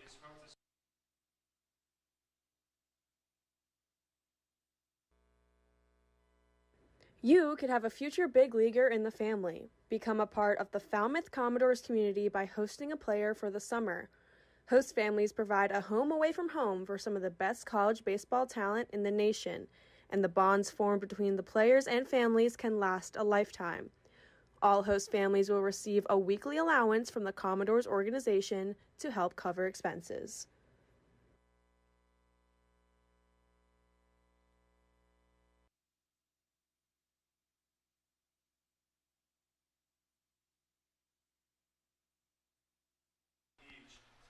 Bottom of the fourth inning getting underway. Our partner Gavin Keelan joining us as a special analyst today for this fourth inning of play. Zach Sardenik, Matt Venezia. There's the answer to the trivia question. Been a while since the Commodores took on an all-star game here. Stay tuned on Twitter and all throughout the rest of this ball game for the answer. Gavin, any guesses? Ooh, okay. I'm assuming they do some type of every year they switch it around. So I'm going to go 2016. It's my guess. Okay. Matt, do you know the answer? I do know the answer this time. I do know the answer. I was going to say, I do know the answer, yes. It's been a little bit. Because there was a stretch in there also where they played it at Fenway for a few years. Oh, wow. In there as well. So it's been a bit. But if you guys do think you know the answer at home, tweet it at us, at Fal Commodores on Twitter. It's in the hashtag Doors Trivia, and let us know. Gavin, I want to ask you something about the mindset. During this stretch, you guys were playing really good baseball, and one of the things that I've noticed with you guys is that when you give up a run, it seems like you're coming back in the top half of that next inning or the bottom half of the inning, not just getting that run back, but getting more. Mm-hmm. How much of an emphasis is that on trying to get those back right away and kind of win the inning type mentality? I think it's more so just a confidence thing that we have in our bats no matter what. I mean, same thing with defense. You have to separate it, whatever you do on the defensive side, you do that part, and if it goes good or bad, it doesn't matter. You still got to hit. Then when you hit, doesn't matter if everything's going good or bad on defense, you still got to hit. So I think it's just separating those two and always having a confidence factor and being able to, come out and, they score one, we need to score two. And that's a good mentality that we have, and we've been, showing that pretty well. That's exactly what Luke Heyman did yesterday as he's able to send one here the other way. Eblin on the flip for the first out. The Doors behind yesterday, 1-0 to Wareham, and then very next response of the half inning, he had a 2-run shot over the scoreboard there, which, by the way, I want to ask, that was the first time we've seen you guys play on a turf field. Do you like playing in those instances? I know maybe even, growing up playing in high school, you might have tournaments out there wearing your turf shoes instead. What's your opinion on the turf field? So University of Louisville is turf, so I love it, and I've gotten some pretty nasty hops out here, so I think I was very happy to hear that we were playing on turf.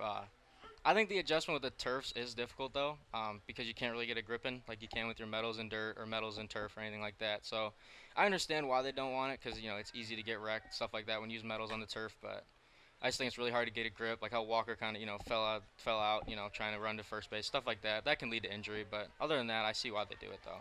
Yeah, it was a really nice field last night, at least from our vantage point, right on the water.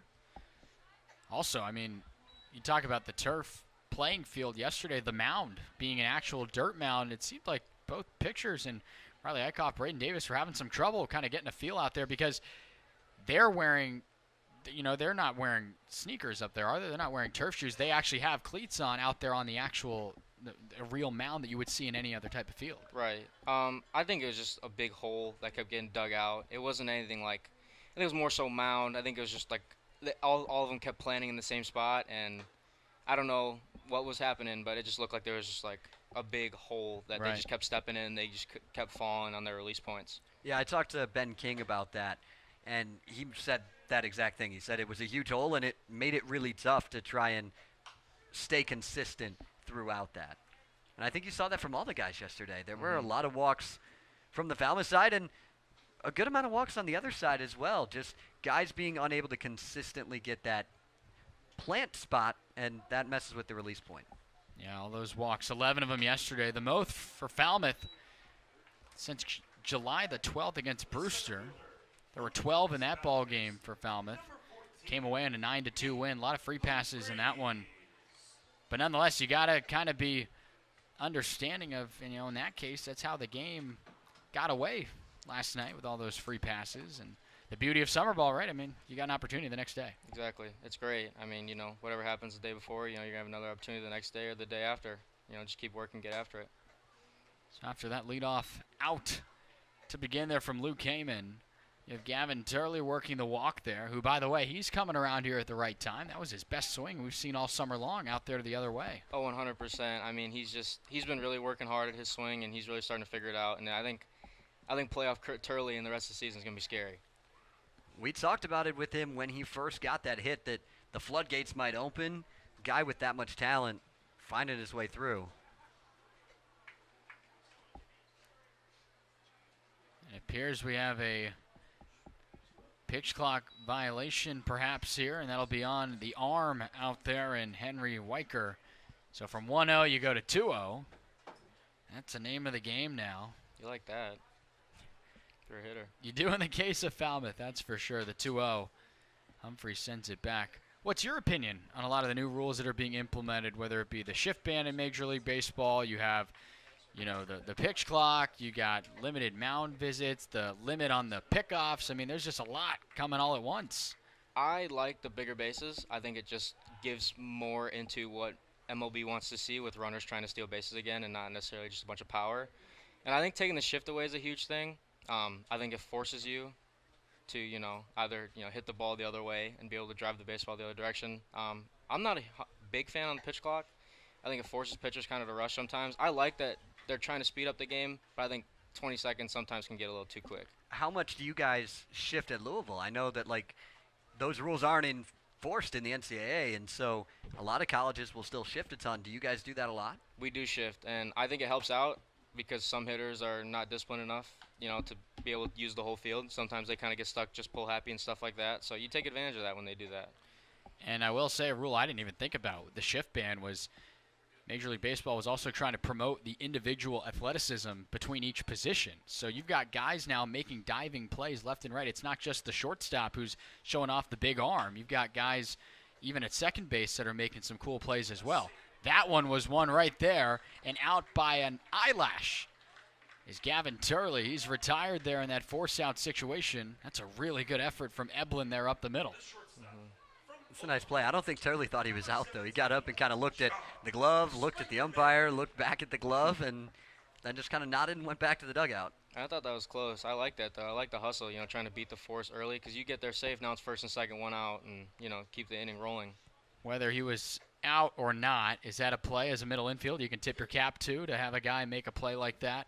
Oh, yeah. I mean, that's a tough play, kind of ranging like that and as high as a hop. It's a nice job by Spikerman down the line, and Foster throws the ball into the bullpen area. This is going to allow Humphreys to come around and score. Spike goes all the way to third.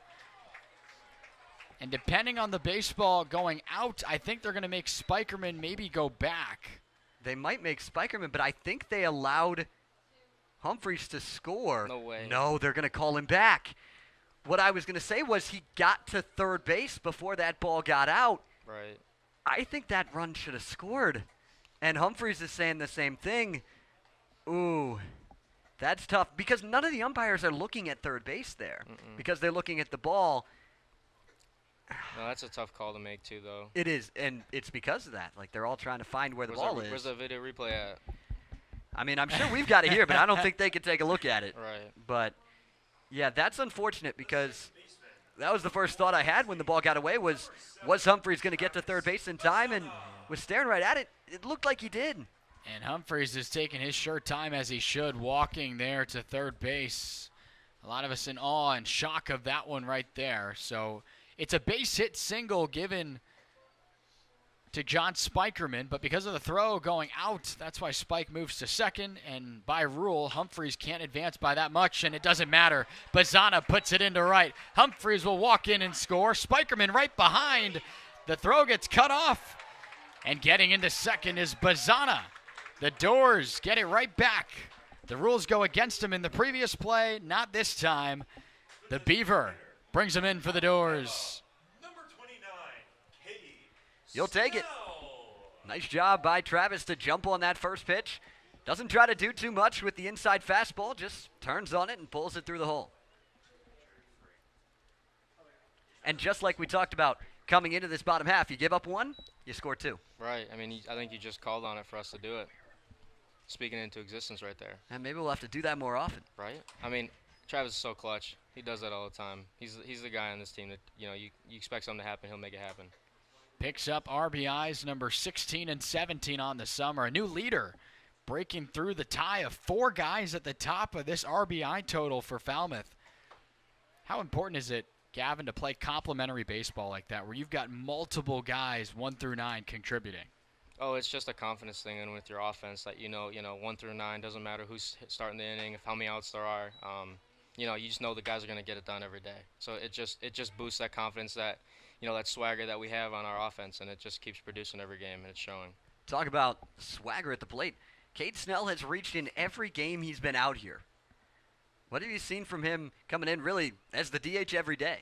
It's just a good approach. I mean, every day he knows what he's trying to do when he gets up there, and he just hits the ball hard every time like that. He lines one here. It's right at Gage Harrelson. He'll make the play. Gavin, you were talking to us about that response immediately after. The Braves put up 1. The Doors get 1 more than that immediately after. Falmouth looking good right now as we conclude matters here in inning number 4. But before we step away, we send it down to Destiny Sanchez.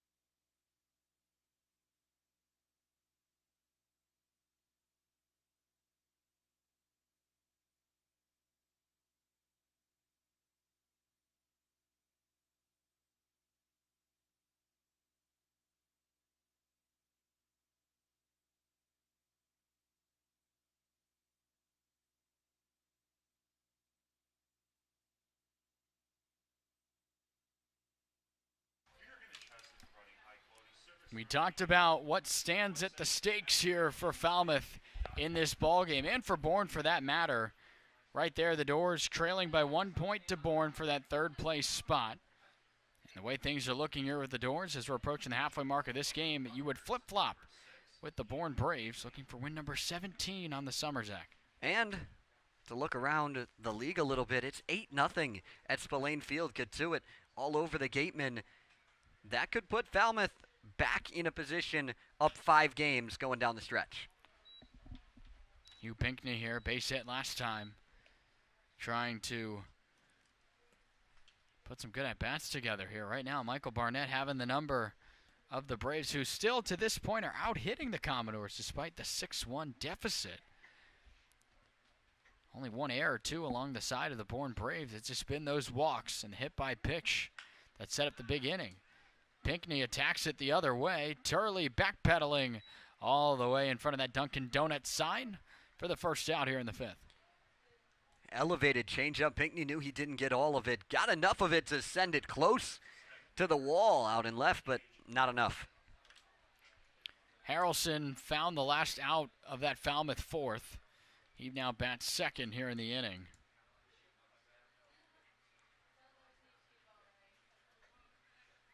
Just 9 hits for Gage to this point in the summer through 37 tries.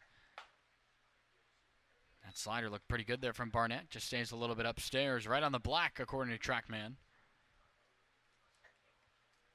But we're happy you could hang out with us here tonight on this Red Shirt Friday for the Cape League. All the home teams all across the Cape rocking the Cape Cod jerseys you see right there, as well as those camo military hats you see the Commodores rocking tonight.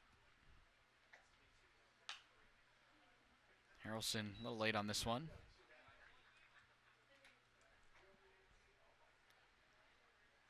But there's a lot at stake for both these sides today. Again, the Doors trying to even out the records between these two sides, heading into a pivotal last matchup that would be at Dorn Park in a matter of a few days. As we mentioned, after this, Zach, just 9 more games left. And you're going to have 6 of them against your divisional foes. You still have to see the Hyannis Harbor Hawks twice here at Gov Fuller Field. And those are games that you want to win, but Hyannis is playing so well right now. They're finding themselves only a game and a half back of first place in this division, a division that Katuitt has owned all season long. If the Harbor Hawks find their way into that 1 spot and really stun the Kettleers, it would be real big news headed to the playoffs. That's a hard piece down the right field line. Gage Harrelson puts it into the corner. We'll take a big throw from the newest Commodore in Walsh, and it was pretty good. But getting in there for the second double of the day, Gage Harrelson joins Derek Bender with that 2-bagger with 1 out here in the 5th. Pretty much anybody else on that team, and Walsh has himself a shot, but with Harrelson, it would have taken a Yoenis Cespedes-esque throw from out in the outfield to get him. Got good speed there around. He was in with a slide, but able to move pretty well down there in the 9th spot. And now Jonathan Vastine has the order flipped back up to the top for him. You remember that Cespedes throw? Oh, of course. It's insane. Back in his Oakland A's days, I believe. It was. Before he was a Detroit Tiger. And a Boston Red Sox and a New York a lot of other Met. teams. Oh, yeah. Oh, that throw was great. On a lot of highlight reels for us as kids seeing that. Oh, yeah. Good player to use in MLB The Show as well. Yes. Harrelson getting antsy there off the bag at second. He's still playing a little bit of baseball. He was in the WBC this year for Cuba. Now there's a couple other names that have made themselves known worldwide across the game of baseball. Good to see the WBC. Good to see the WBC come back. It's one of my favorite events. It was a hot commodity out in Arizona during the school year for me. Oh, I bet. Knew a lot of folks that went on to some games there. This one, a jam shot into left. Gavin Turley in a couple of steps. That's a good way to respond after the double, helping Barnett for that second out. I was a little ways from either Miami or Arizona, so I didn't get out to any of them, but it was cool. To be honest, it kind of surprised me that it crept up so fast. I mean, tickets sold out like that. Yeah. I knew people that had. Was had the them, U.S. at Chase Field? Yeah, I think the U.S.-Mexico game. Yes, and that's why it sold so Field. fast, because right. those the U.S.'s group was in Phoenix, so everybody wanted to Trey watch that Turner's US team. pivotal Grand Slam was in Miami. Yes, for the semis right. and the finals. Oh, that was so cool. Lone Depot Park. No longer Marlins Park. They got rid of the fish, man. I know. I've been to a ton of Marlins games since moving down there now, and been to some when they had the fish. Those are the Giancarlo Stanton days. This one, a jam shot straight away center. Humphreys has to make a big play. The throw coming in is offline. Standing up, Harrelson comes across as the second Bourne Brave here today. Bourne just keeps hitting. They always do. We talked about it earlier. You're going to need to keep scoring runs because Bourne's going to find their way to some runs, and that's what we're seeing right now. 2 hits in this inning, total of 6 for the Bourne Braves, doubling up the doors in that category right now. And you extend the opportunity with 2 away now to Derek Bender. Already 2 hits in as many tries for tonight's first baseman out of Coastal Carolina. Again, as you mentioned, that case for MVP in the Cape League. Hunter Hines has kind of come back down to earth a little bit, Zach. He had what felt like all of his 9 home runs within the first couple of weeks of the season, but he's been staying put at that number. But this .385 average is no joke from Derek Bender. Well, and Hines' average has fallen to .250. Does still lead the league in home runs and runs batted in by a wide margin, but the rest of his numbers are falling back down compared to Bender, who's going to have a real compelling case if he can keep it up over the next couple of weeks. Is it a situation where we pull for our divisional kind of player for him to leg out Hunter Hines there for the MVP title? I mean, you could pull for Travis Bazzana. That you could do too. And Bazzana, he will certainly, that stretch of time a couple of days ago certainly helped him amidst the cycle and all that. But no, I love Bender. He's been really, really good. He's somebody that I'm really familiar with. I got to see him play all last summer in the Coastal Plain League, and He's a really nice guy. And continues to have a lot of great production here.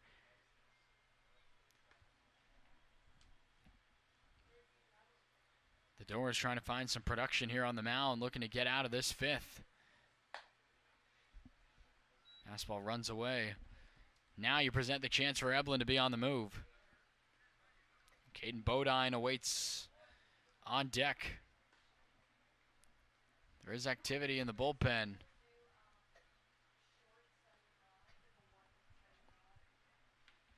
Nolan Moore is the guy going right now. Breaking ball off the end of the bat, out to straightaway center. The wind's blowing, and Nate Humphreys, a couple of late back pedals there, is able to retire Derek Bender. One run comes in for the Braves, but Falmouth still out in front by 4. As we move on to the bottom half, we send it downstairs to Destiny Sanchez. Thanks. Field in Harwich tomorrow, July. At 1:30 p.m., a home run derby will begin at 4 p.m. and first pitch at 6 p.m. Tickets are $10 each, free admission for children 12 and younger. Tickets are now available online at capecodbaseball.org or will be available at the gate on July 22nd. Buy yours today and come watch the top players from across the league all on the same field tomorrow. We'll catch you on the other side of the break. You're watching Falmouth Commodores baseball.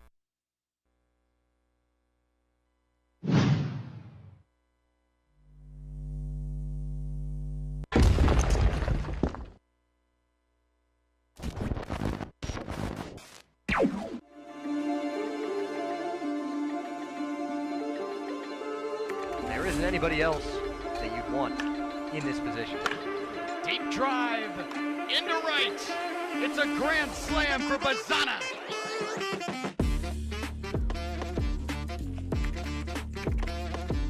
Fastball line. It gets down into right. The base is clearing. Single from Kate Snell.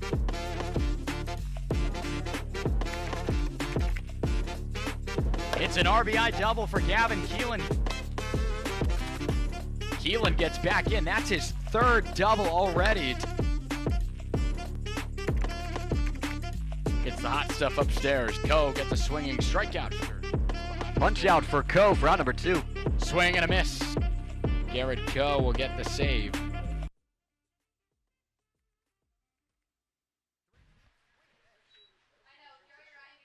Falmouth All-Stars.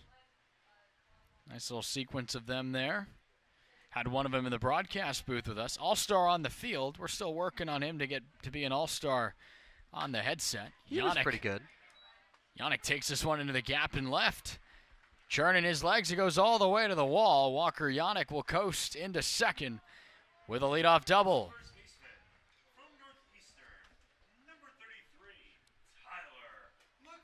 Real good swing. He's continued to swing it well. And we've talked about it over the last few weeks. He got a fastball over the heart of the plate and didn't miss it at all. Lines it into the gap.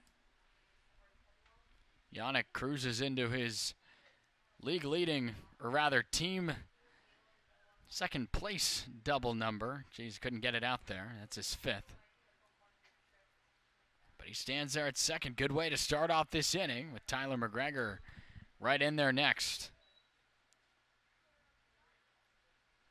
And we mentioned Yannick. We had him at the top of the broadcast. When he swings, he comes in bunches, does Yannick. He had 21 doubles at Sam Houston State. He can really get it into the gaps and find himself with 180 feet at a time. McGregor, big cut there, comes up empty. That's the same pitch that he struck out on in his last at-bat. He's not seeing that breaking ball from Weicker very well. We'll see if Weicker continues to go to it. I wouldn't blame him if he goes to it here 0-2. Don't be fooled either with all these stolen bases from Falmouth, too. Walker Yannick has some legs of his own. He swiped 10 this year for the Bearcats. He's extending his primary lead. And you can't do that. They're going to call a pitch clock violation.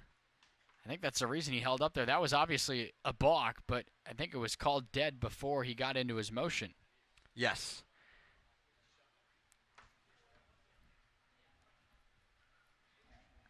Big spot here, though. A ball and 2 strikes. Showed him the fastball instead. I think that's a setup pitch there. Just give it to him, let him see it, and now we'll see if he goes back to the slider. But you do lose a waste pitch because of that pitch clock violation. It now moves to 2-2.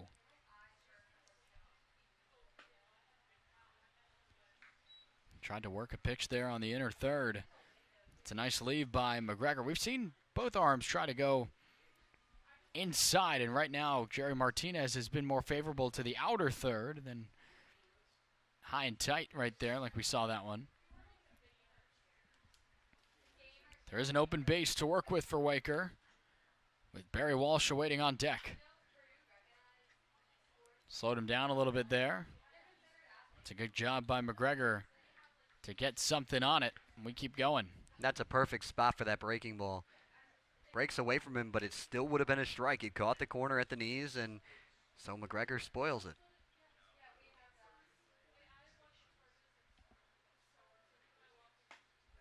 That one a lot further inside than the one that we talked about a few pitches ago. McGregor's on for the first time today. He works a walk. And now you get Barry Walsh, the newest Commodore. Came around to score on a walk back in the second. Officially 0 for 1 today. Wasn't that bad? Down 0-2. Battle all the way back, spoil a couple of pitches, and find yourself on first base. Can't ask for more.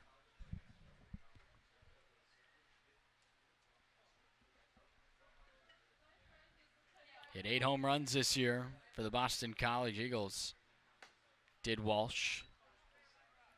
Teammates with Joey Ryan, as we talked about earlier.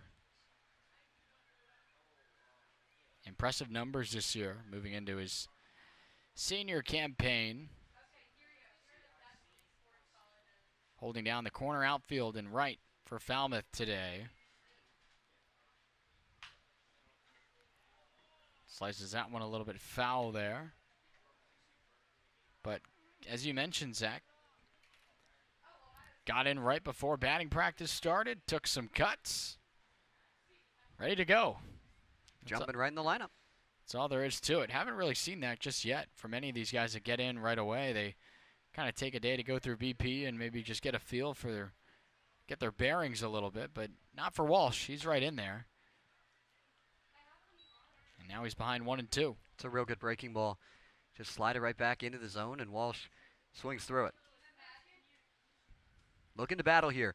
Want to put the ball in play pretty much at all costs.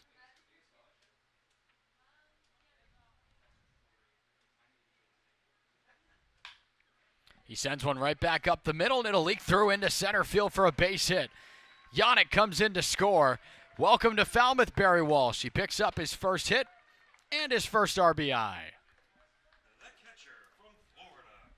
A lot of plate for a 1-2 pitch. Fastball just below the belt, over the heart of the plate, and just chops it right back where it came from.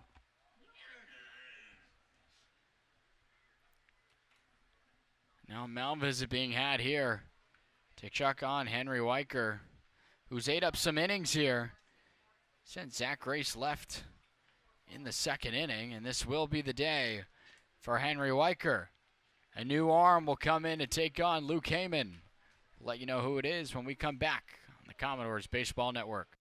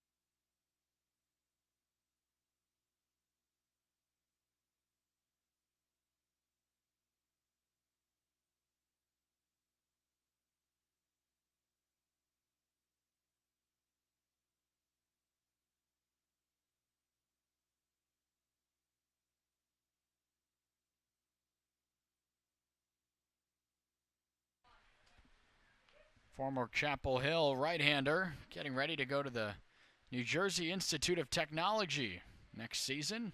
Ryan Fisher. Fisher's been pretty solid this summer. 1-0 record. This is his 6th appearance. 3 of those starts for Bourne. But now gets himself going here out of the bullpen. It's a big spot here now. With 2 on, nobody out with Luke Heyman, the Gator. Couldn't hold up his swing there. Jerry Martinez calls that one himself, and it's 0-2. Good numbers this year at school for him. 90 innings of work, struck out 74 over 22 walks. This one's thrown up in foul ground. Hugh Pinckney, late reaction, but he has a play on it, and he does do just that for the first out. It's a tough play, especially with the way the wind's been tonight, kind of swirling a little bit up in the air, but able to find it and make that one. It's a big first out, too, for Fisher coming out of the bullpen. Get a really good hitter in Luke Heyman to make a very unproductive out. Now the youngster from Oregon State, Gavin Turley, has reached both times tonight. Had that big 2-run double back in inning number 2, a part of a 4-run frame for Falmouth. A triple the other way. Good to see him starting to drive the baseball where you want it to be, the bigger part of the field. Those impressive freshman year numbers starting to translate here just a little bit. 5 hits in his last 10 at-bats now for Gavin Turley. Double steal on the move here, and it's a check swing that goes out. Everyone has to go back. Yeah, he's frustrated with himself. A check swing foul ball with the runners on the move is never what you want.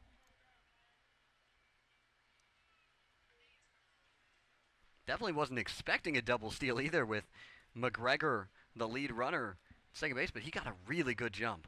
McGregor didn't swipe any bags this year at Northeastern. That is a certainly probably hoping to see Turley just put a swing on that baseball, hopefully to help out in that instance, but everyone has to go back.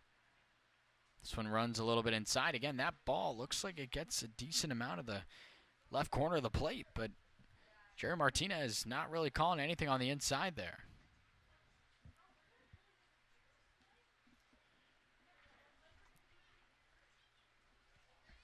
Two balls and 1 strike now. Turley over the top. That changeup.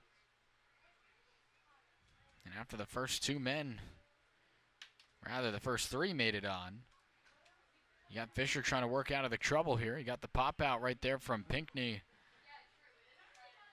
Now on the verge of collecting another out here. But Gavin Turley awaits for the opportunity here with 2-2.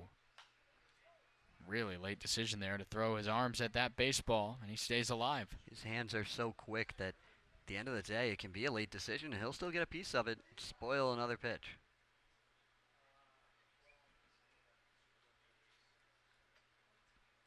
Haven't seen him lose the baseball bat to this point yet. There's been many instances this summer where on a swing he's lost his weapon there in the box. Not this time, though.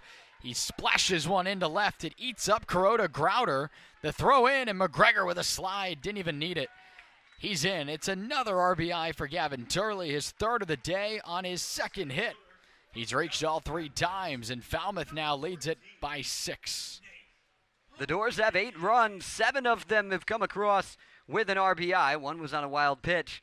And of those 7 RBIs, 6 of them belong to Beavers. 3 to Bazzana, 3 to Turley.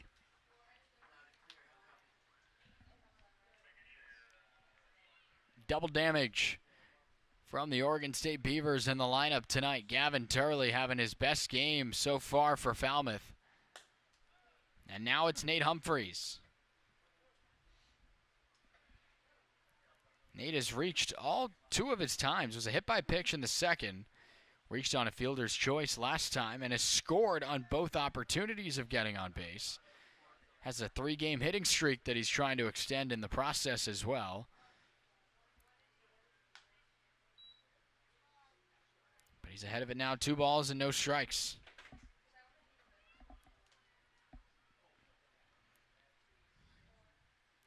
Barry Walsh, the man at second. That run still belongs to Henry Weicker. Humphreys on the ground, gets through the reach of Zach Eblin. That's going to be an RBI single. Nate Humphreys extends his hitting streak to 4 games, and another one comes across for Falmouth. It's all Doors here in the 5th. This is the bounce back that the Doors needed. You lose a tough game yesterday, and you find your way in a massive matchup at home against Bourne, trying to get yourself back into 3rd place going into the All-Star break. You've come out and made a statement to this point. Still baseball left to be played, got to finish it off, but this is the statement that Falmouth wanted to make in a big game.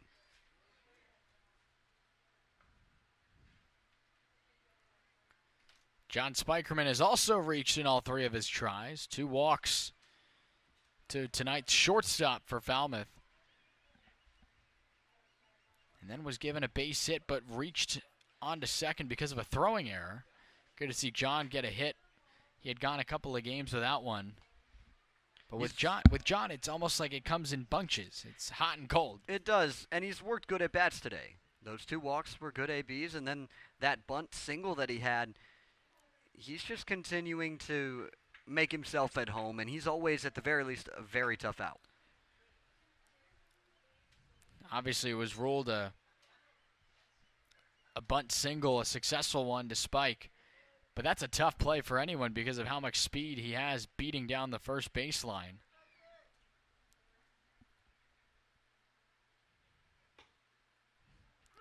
Nice pitch there to drop. Breaking ball over the plate there behind the count. 2 balls and no strikes.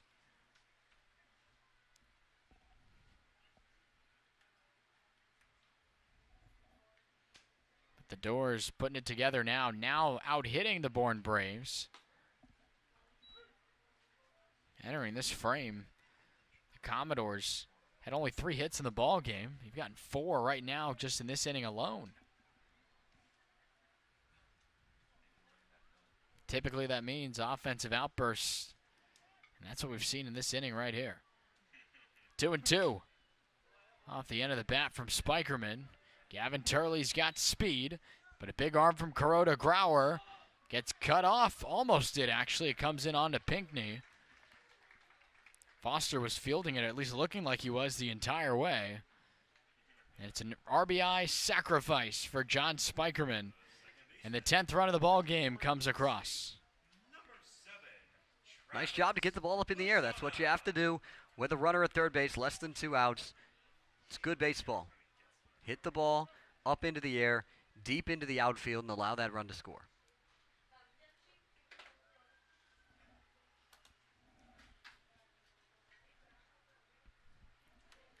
Now you've got Humphreys standing at first. Turley came in to score on that sacrifice. Right now, big inning for Falmouth. 4 runs across here. With Bazana, the 8th man to bat. This is the 2nd time, and the Doors have brought 8 men to the plate in an inning today. Just an explosion on offense, aided by the 7 hits. A lot of at-bats with RBI situations, and Falmouth has really come through.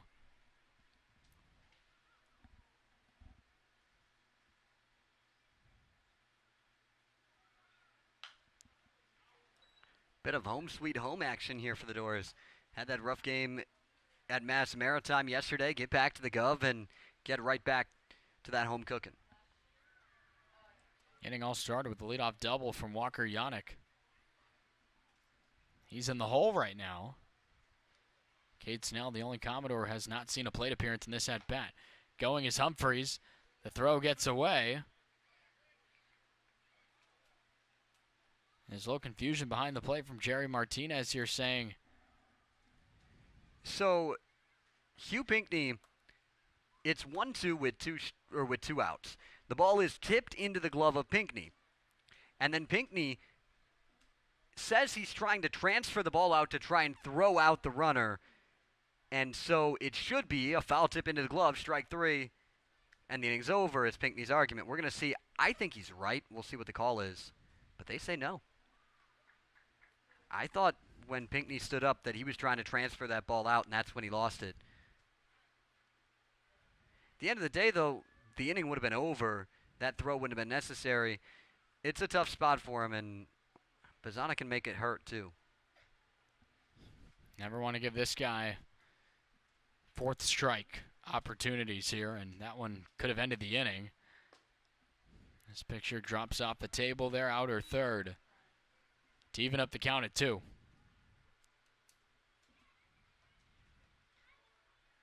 As you mentioned earlier, Zach, already 3 runs driven in for Travis Bazzana.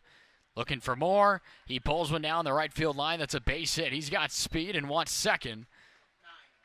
The throw in nearly gets away. Now Humphrey's trying to take advantage of play at the plate under the tag.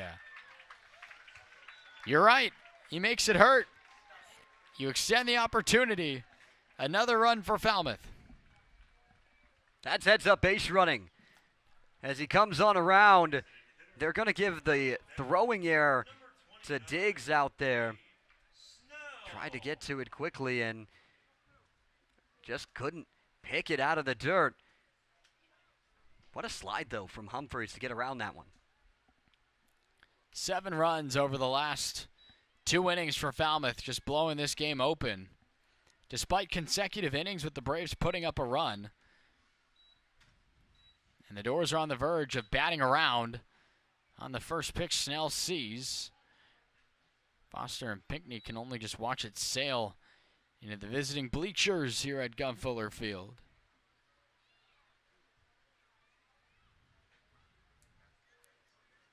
Activity still in the Bourne Brave bullpen.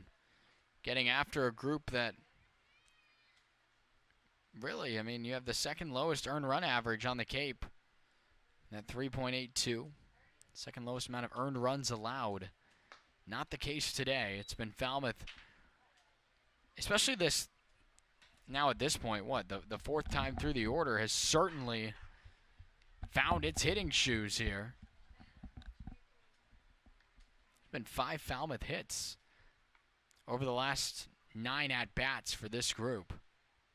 And Cade Snell is that 9th at-bat. There could be 6 if he finds a way here. That would have been 1 if Eblin wasn't playing right where he was. A sharp ball will end the inning.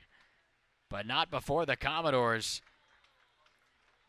add on to the lead and find a big pillow of insurance here in the 5th. It's all Doors from Gunfuller Field. And when we come back, Zach Serdenik takes the headset for play-by-play the rest of the way. And Michael Barnett out for another inning from Gunfuller Field.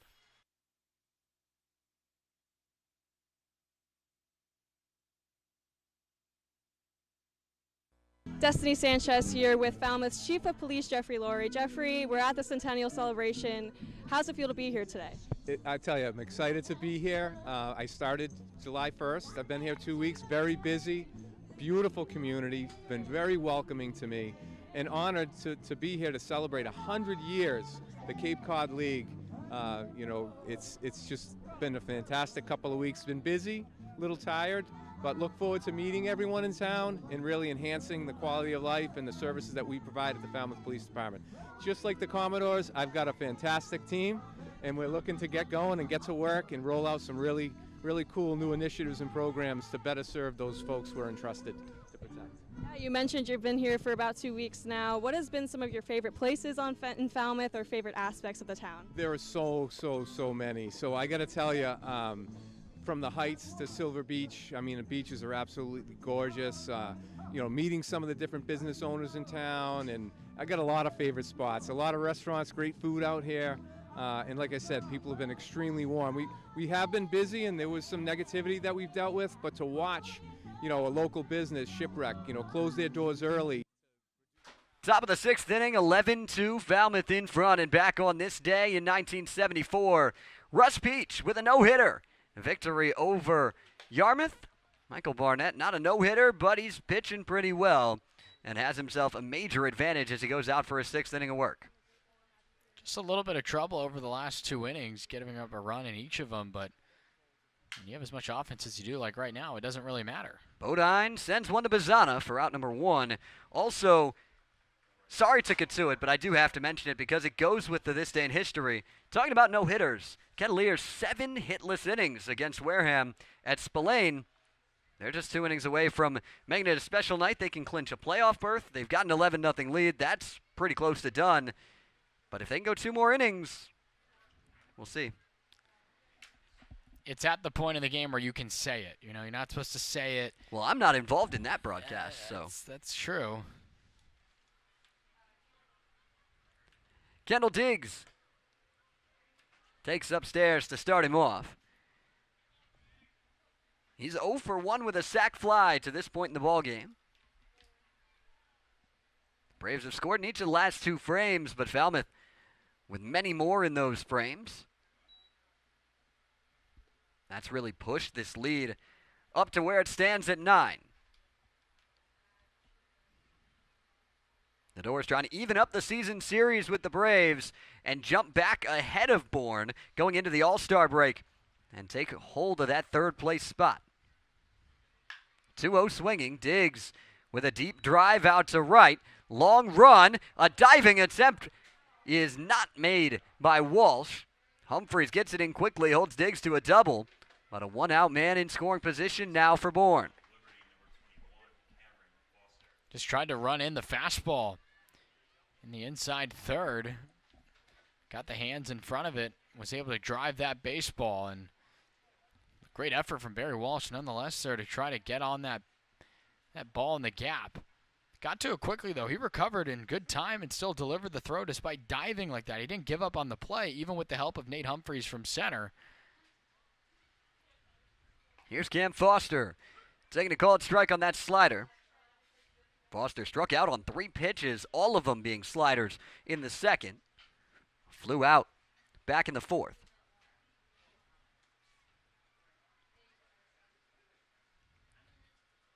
Barnett with a couple of looks back at Diggs. Bends another slider. This time Foster lays off it. One of the best players in the ASUN this season.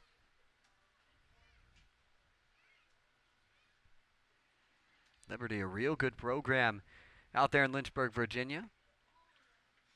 Had a lot of success over the last few years with that baseball squad. Barnett misses outside. It's 2-1.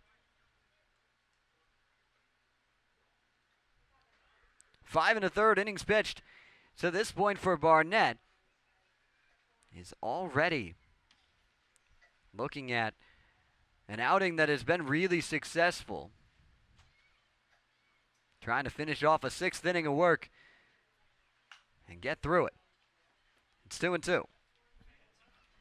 Well, he's really worked well with that pitch against Cam Foster here. Now you're starting to see him at least get the baseball bat on it for a couple of foul balls, but again, just not seeing it all that well. 5 1/3, already the longest outing of the summer for Barnett. Pair of 5 innings appearances in his last 2.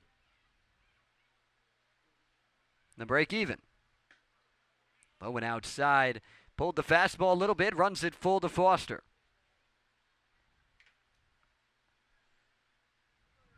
Not a bad idea, though. You throw him so many sliders.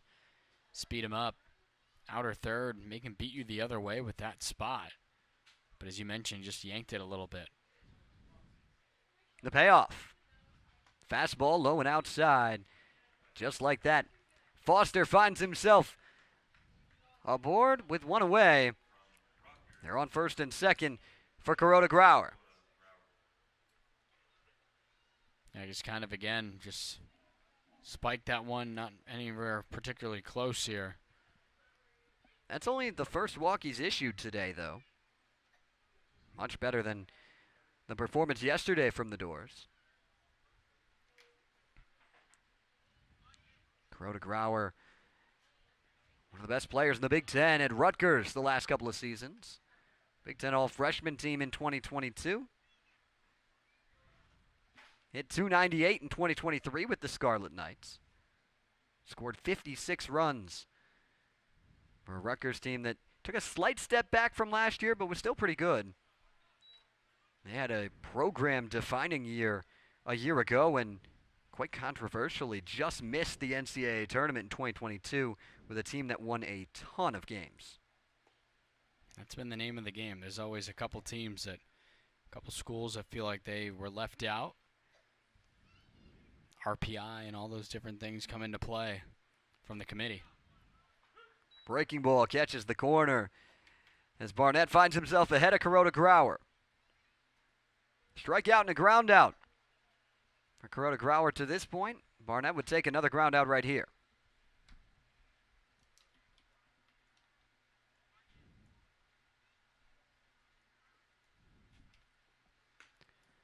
Just missed that corner, trying to again catch the outside part of the plate with that fastball to the right-handed hitters, and really none of the pitchers today have been able to really master catching that spot. They've done a good job working the inner third, but Jerry Martinez has been pretty stout as to what he thinks is in for a strike or not. 2-2, slider low and away, and another full count. Nolan Moore still throwing in the Falmouth bullpen. Gotta think he'll be the next one to come out eventually. A lot of breathing room for Barnett, but this Bourne team can score runs. They're towards the top of the Cape League in almost every offensive category. You gotta think that this isn't completely out of their reach. 3-2 pop up into shallow right. Bazana's got it. Infield fly for out number 2. Well, that helps. Delivering a good pitch there. Just gave him the straight up fastball there, upstairs. Got him under it. That's why you throw that pitch. And the result is what you needed there. A way to find the second out. And it appears that a really, really good outing from Michael Barnett will come to an end. That it will. Here comes Nolan Moore. Try and finish out this 6th inning. Falmouth in front 11-2 from Gov Fuller Field.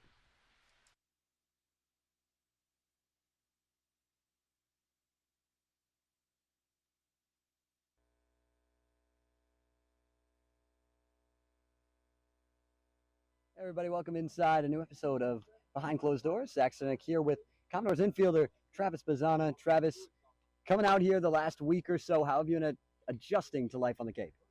Yeah, sort of just creating a routine and finding when I can get my personal time in and spend time with the guys and prepare for games at the field and all the rest of it. So just sort of figuring out the schedule sort of things, and that's about it.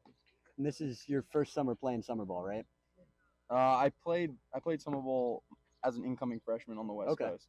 So second, but. So how different is it from school ball?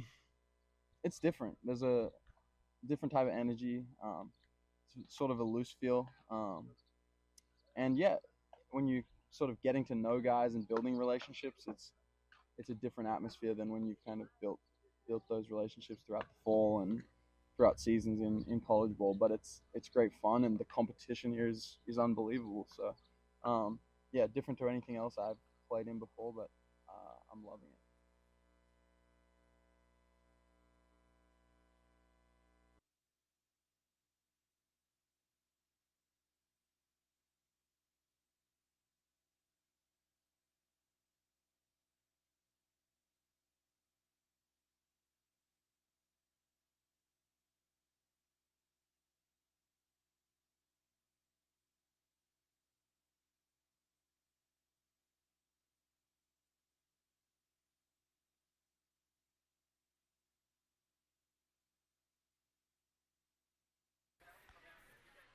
Nolan Moore taking over for Michael Barnett, trying to get the last out here at the top of the 6th. Going with the lefty out of the bullpen, out of Northwestern. Nolan Moore has been good so far this year. Only 3 appearances, 1.8 ERA. Went a good length of time and a loss at YD for Falmouth, but only gave up a run over those 3 innings. Then we saw him last time in the shutout against Harwich the other day. Went an inning in that ball game as well. He's got good stuff. I mean, he comes in there from the left side. He'll give you a good mix of the fastball, changeup, and a breaking pitch. And, again, gets it done. He doesn't give up a whole lot. You know, the 5 innings we've seen, pitches to the field of play. Only 2 strikeouts, but he's only walked 1 batter. He's comfortable just getting pitches down in certain spots in the zone to lead to results of the ball being in play weekly to positions or pitching for the fly ball outs. That's Nolan Moore's name of his game, and you got to do that here, and needing 1 more out for this left-on-left matchup against the bat standing in Hugh Pinckney. The last out by Barnett was against 1 Rutgers Scarlet Knight. Nolan Moore gets Hugh Pinckney to fly out to center for his first pitch of the game, finds himself an out, and the Doors are out of the top of the 6th. It's 11-2, Falmouth in front, headed to the bottom half here on the Commodores Baseball Network.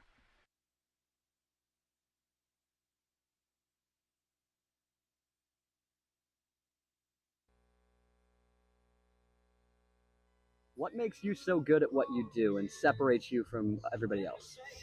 I think I'd have to say that I think that the difference for me would be that this has been my dream since I was a little kid. You know, I think when you have that love for the game and that desire for it, you want it more than anything else, and you always do it. Like anything about me is always baseball. Like everyone's like, "What other hobbies do you have? You need hobbies outside of baseball." Well, for me, it's just baseball. I love it, man. I love every part of it. You know, even the little things that don't count, like working out and making sure my body's right and eating healthy, like all that stuff. I love it. I love the baseball lifestyle, and I think that dream of wanting to be a big leaguer and play for a long time is what drives me that much more than anybody else, because I think so many people play this game, you know, and they lose that love, and I haven't, and I really hope I don't ever lose it, and I don't think I'm ever going to do that. Well, thank you so much. Yeah, thank you. Appreciate you.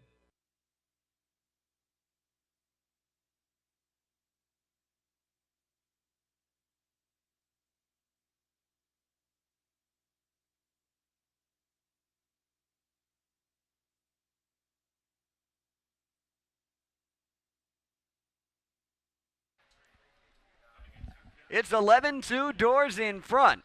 Whole lot of crooked numbers on the scoreboard for Falmouth. But before we get to their offense in the bottom of the 6th, we got to give you your answer to the trivia question.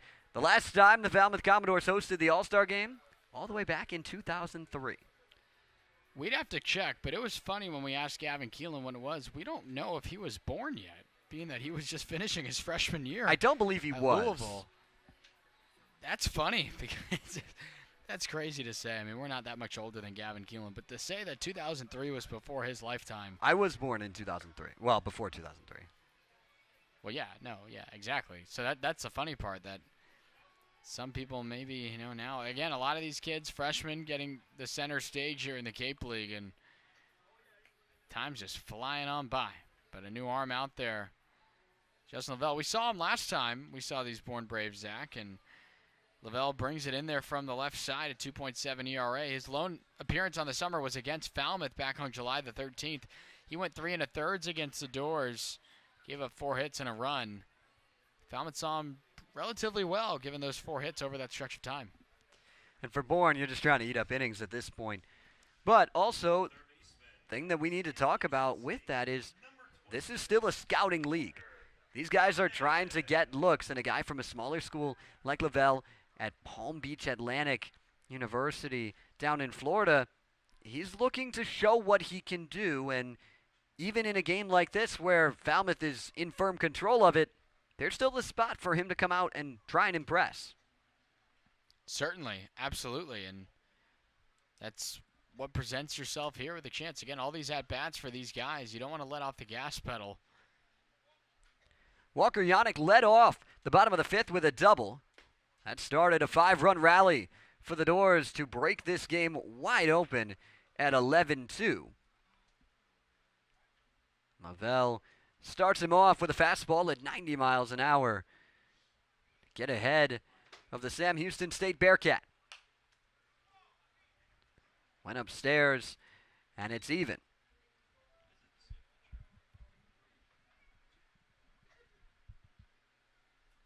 Lavelle doing a nice job of really pounding the zone here. That's something that is going to be really key for him, and something that he struggled with a little bit at Palm Beach Atlantic. 40 strikeouts to 38 walks.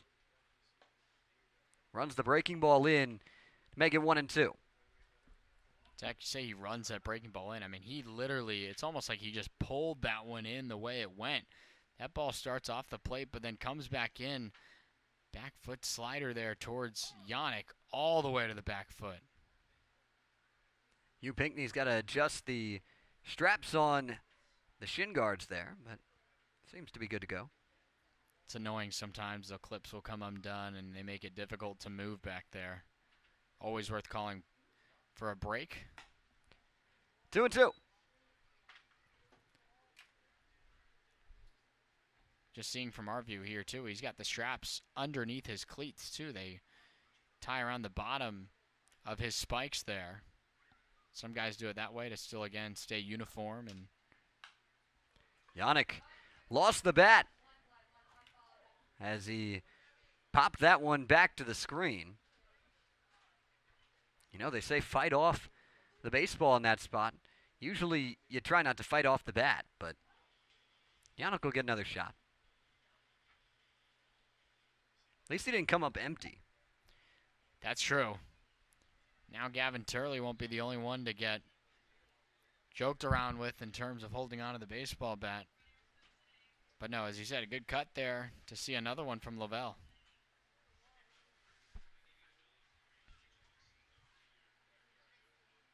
Another 2-2. Straight to the backstop. That one high and outside. Yannick's battled all the way back to full.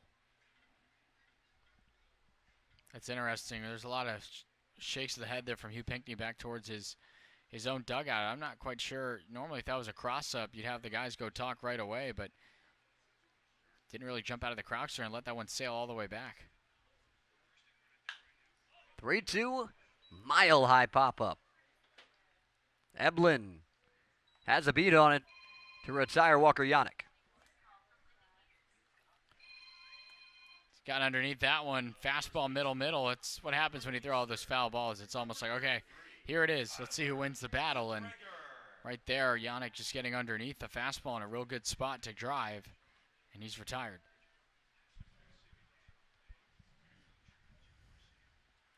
Tyler McGregor looking for his first hit of the game. Walked and scored last time. And they've got a scouting report on him that they like. They love to give him the breaking ball. And starts it off missing the zone there. Wonder if it's that they love to give him the breaking ball or that they don't want to give him the fastball. Because he has mashed on heaters this season. I was going to say, I think it's the latter. You know, you look back at some of his bigger moments, the home run at Katuitt in the 9th inning, put into the trees there at Lowell Park. I mean, I think it's that. It's you want to stay away from that pitch. And if he's giving you a lot of swings and misses or falling in behind counts because of seeing that off-speed pitch, there's no reason to mix it up there.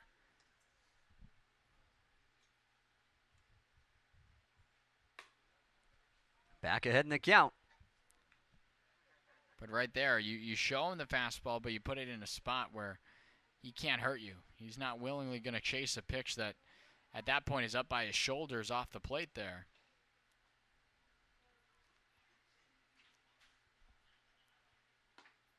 Brings it back down and finds the zone at 91. 2 balls and 2 strikes to McGregor.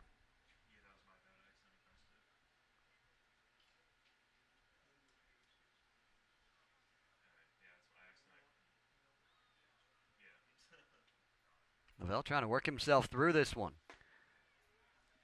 Fastball just a touch in. And another full count.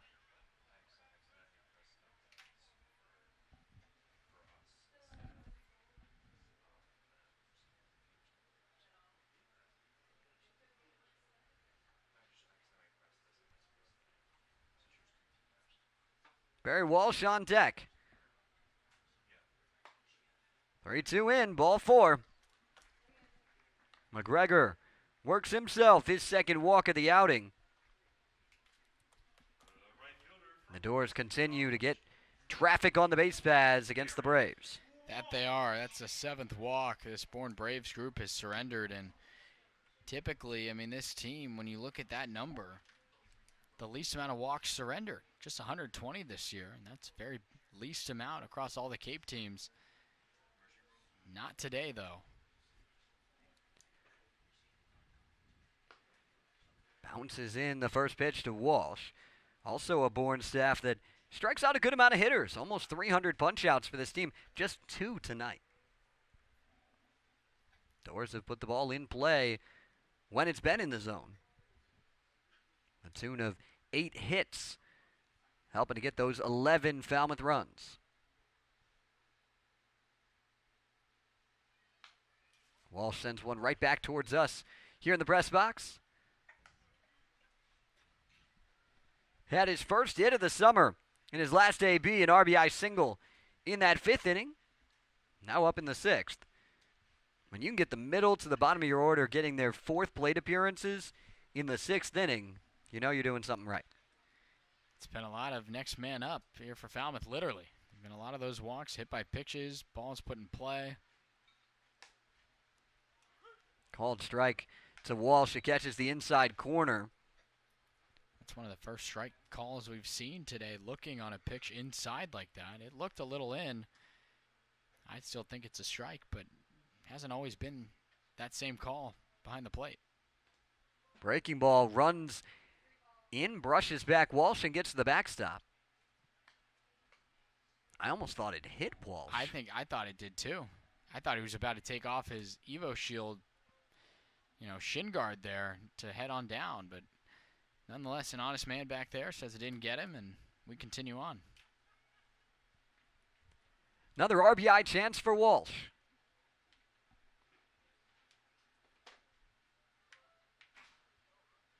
It was a chopper back up the middle in the last at-bat. This one, a slow ball hit down that first base side. Underhand flip, they just get him. That was a nice play coming off the mound by Lavelle to get the second out. Got Walsh to reach there on that fastball off the plate by a good couple of feet there. It was off the outer third. You get him to get it off the end of the bat. That's tough. I mean, as a lefty, when you're through the motion, your body's taking you back towards third base there as you follow through. So the fact that you plant your leg, your momentum's on your right side, but then you got to adjust and almost push off to your left on a slow chopper down that opposite baseline. That's a real good job from Lavelle to then be able to get the flip off in time. Luke Heyman looking for his first hit today. Walked and scored in the 2nd. Ground out and a pop out sense. Trying to bring in a 12th run for Falmouth. Another spinner that brushes back a Falmouth righty. There's a lot of late life on that pitch. It almost looks like it's floating there, and then it just has a lot of cutting action, really zipping back towards the righties on the inside part of the plate. This time uses it the other way, catches the back door to make it 1-2.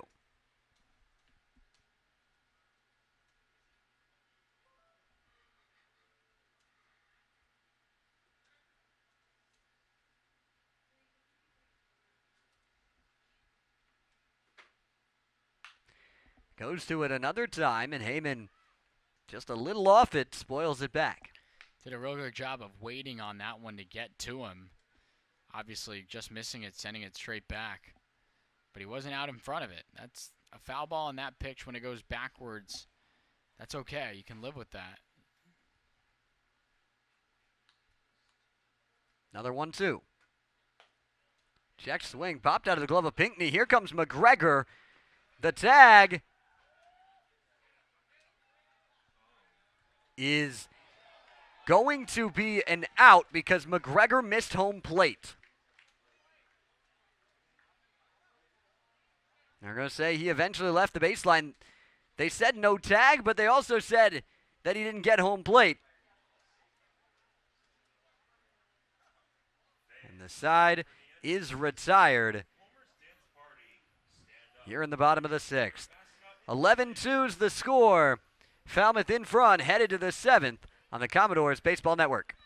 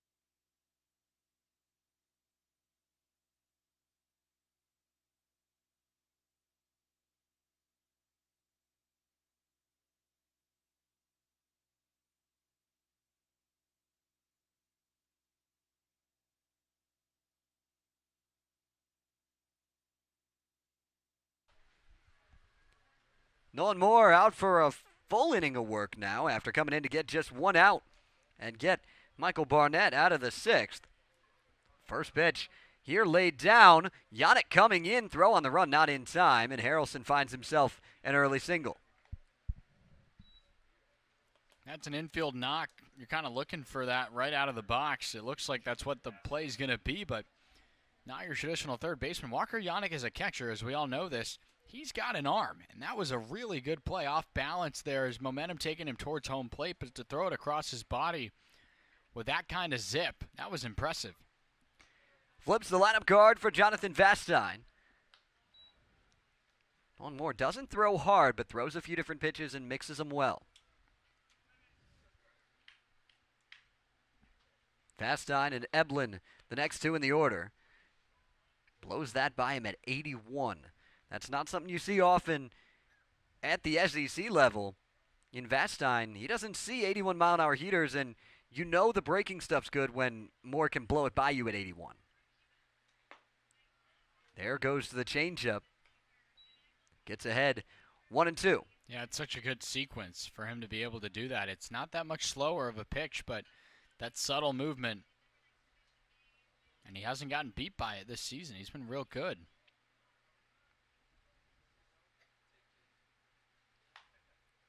Spinner foul off the end of the bat of Vastine to stay alive. That breaking ball's coming in at 70 miles an hour there. And your fastball's 10 miles an hour fastball. It's such a slow pitch at 70 on the curveball, yet when he speeds you up, it's not that much faster. Really impressive. Swing and a miss. Punches out Vastine. First strikeout for Moore. First out of the top of the 7th. The scary thing with that changeup being that slow is it gets a lot of plate for a good amount of time in that at-bat. Right there, it settles on the inside third, right on the corner, the inside part of the plate there to Vastine. So when it's kind of just sitting there for a little bit, it takes a second to get comfortable and wait on it, and you get a lot of swing and misses out of that offering if you're Nolan Moore. Upstairs on the first pitch to Bryce Eblin. Eblin out of Alabama, but a native of Greenwood, Indiana. Was the #1 player in his class in Indiana.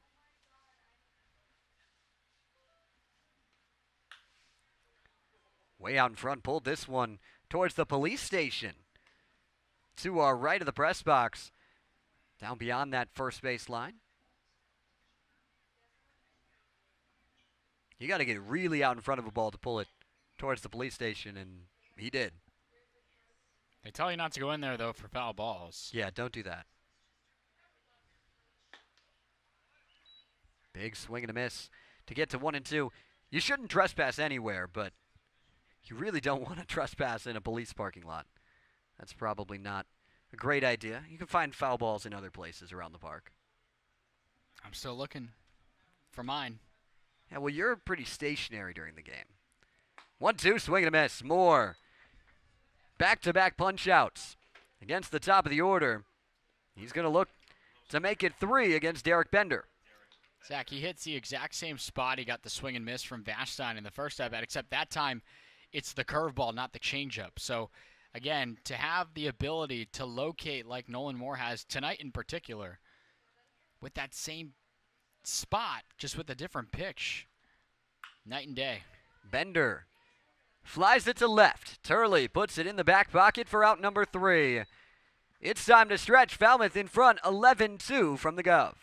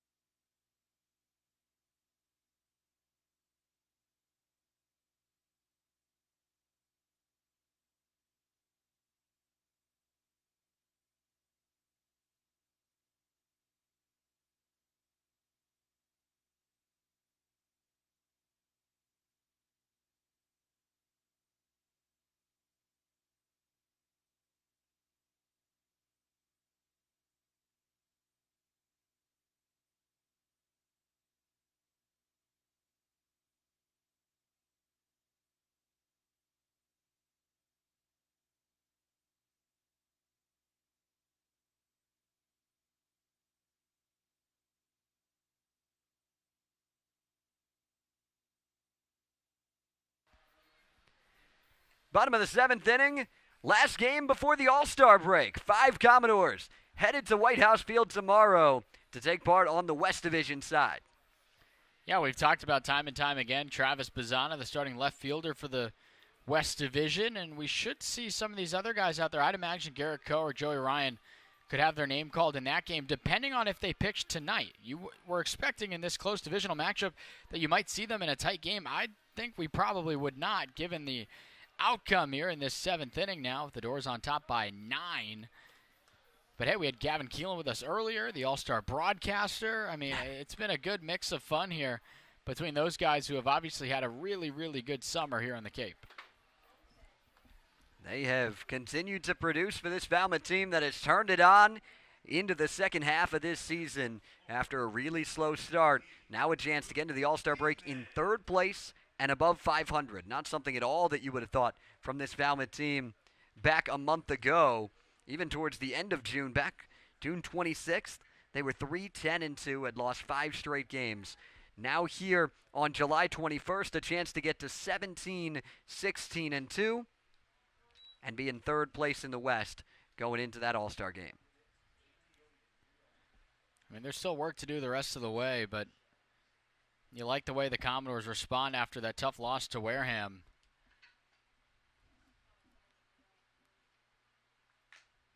Heyman had his at-bat earlier, didn't get to finish it because McGregor was thrown out trying to get to the plate.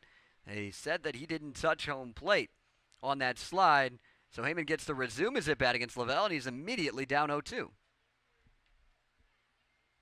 Also, unfortunately for Katuitt, the Gateman did find a hit. It was a 2 RBI single after the bases were loaded on walks in the 8th. Does that ring a bell? Bases loaded on walks in a does. game involving the Gateman? The difference is it was 14-0 Katuitt at that point, so I don't think the Kettleers are too worried about it. We get to see them sort of soon here, Zach, within the next couple of games. One at each field before this season comes to an end. Yeah, and their game here is the last game of the regular season, August 2nd. The Doors are at Lowell Park a week from tonight. Those could be big matchups for Katuitt because, mention Hyannis, they're creeping up on them. The Harborhawks are winning game after game after game, finding themselves just a game and a half back and probably going to find themselves, if the score holds at McKeon Park, they're going to the 8th against Harwich. If that score holds, they're going to be at 44 points going to the break. And still not in first. No, that's impressive. Hyannis has had an incredible turnaround. Unfortunately, the Doors have been a part of that. All 4 of the matchups so far have gone the way of the Harborhawks. But you still see them twice, and you see them here. Those are going to be massive games and trying to maintain leverage here in the middle of this division. Heyman takes strike 3 called. Fastball at the letters. Goes down looking. Lavelle continues to settle himself in and find out here for the Braves. Starts off the bottom of the 7th with a backwards K. And Luke Heyman not happy with that pitch right there. I don't blame him. That one looked a little up, but at this point in the game, you can fight bigger battles tomorrow. You got a big lead. Obviously, you got Yannick playing third for the next little bit. You got to keep all the guys you have right now intact and locked in. There's plenty of baseball still the rest of this way. Gavin Turley, a triple and a single to go with a walk. It's unlikely he gets 2 more ABs, but he's definitely got the extra base pop for both a double and a homer in his bat. We'll see what he can do. Falls behind 0-2.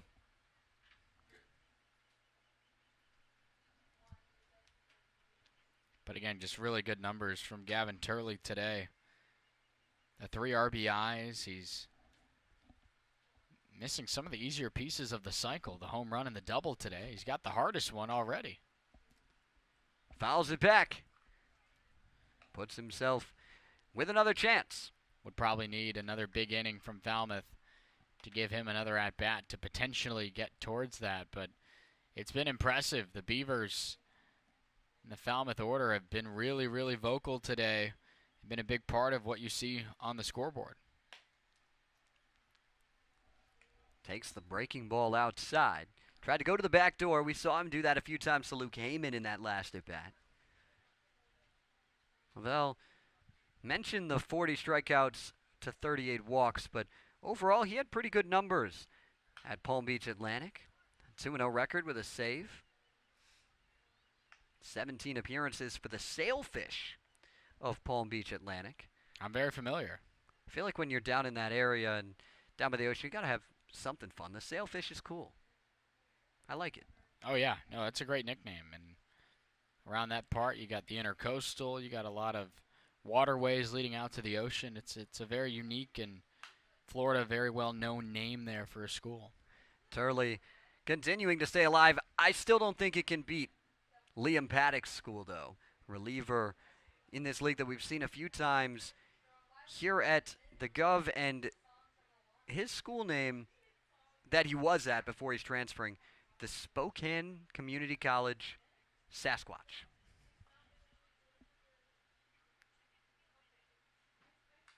Turley again fighting it off, just staying alive again and again.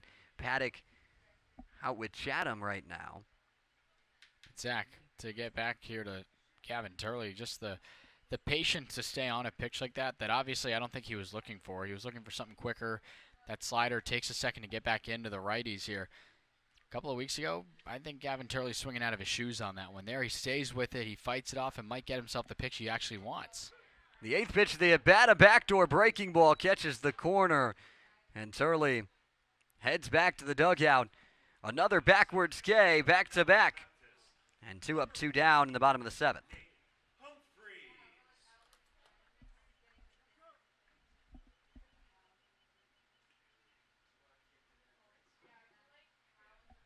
Nate Humphreys scored all 3 plate appearances. Hit by a pitch and scored in the 2nd. Fielder's choice scored in the 4th. Singleton scored in the 5th. Now a ground ball, single into right field, and he'll keep that chance alive as once again a multi-hit game for Nate Humphreys. Nate Humphreys is coming around at the right time for Falmouth right now. Looked like he just got a changeup that was floating up, and that's easy. If you're just waiting on that pitch to come in there, that's not where you want to miss with the changeup. Humphreys this time around doesn't do a lot of damage on that one, but nonetheless, a base hit for Nate, who has come around big time here for Falmouth. Already has extended the hitting streak, but he's reached every single time today so far, Zach. And for that matter, has scored every time he's been on base. As the lineup flips for John Spikerman, a new arm to the mound for the Braves. We'll give you all his info when we come back. 11-2, Falmouth in front.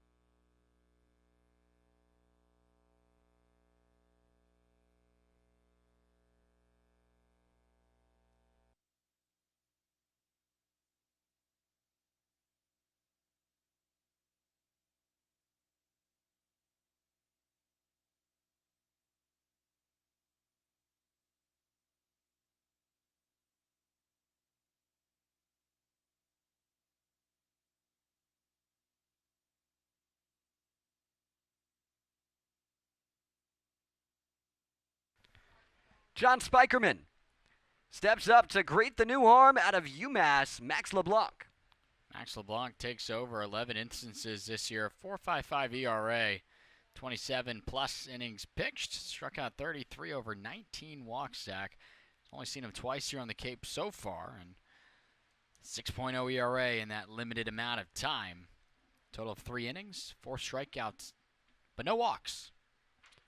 Fastball jumps out of his hand. Really good spin rate on that pitch. Going to have good carry up in the zone. Couple of them just off the plate. One at 92 and one at 90. Spikerman's ahead in the count 2-0. Yeah, that's the hardest stuff we've seen from a Brave today. Saving him for the back part of this ball game, even with the deficit as big as it is. As you mentioned, it's still Scouts League. You got to still work your way. And it's 3-0 to Spikerman. He's already worked 2 walks today. Also has a single and a sac fly. He's been very productive at the top of the order for the Doors. Also been productive at shortstop. Saw him get a lot of plays early in the game. Haven't seen a ball hit to him since the 4th inning. The 3-0 misses upstairs. LeBlanc comes out of the bullpen and issues a 4-pitch walk to Spikerman. Travis Bazzana now gets a shot.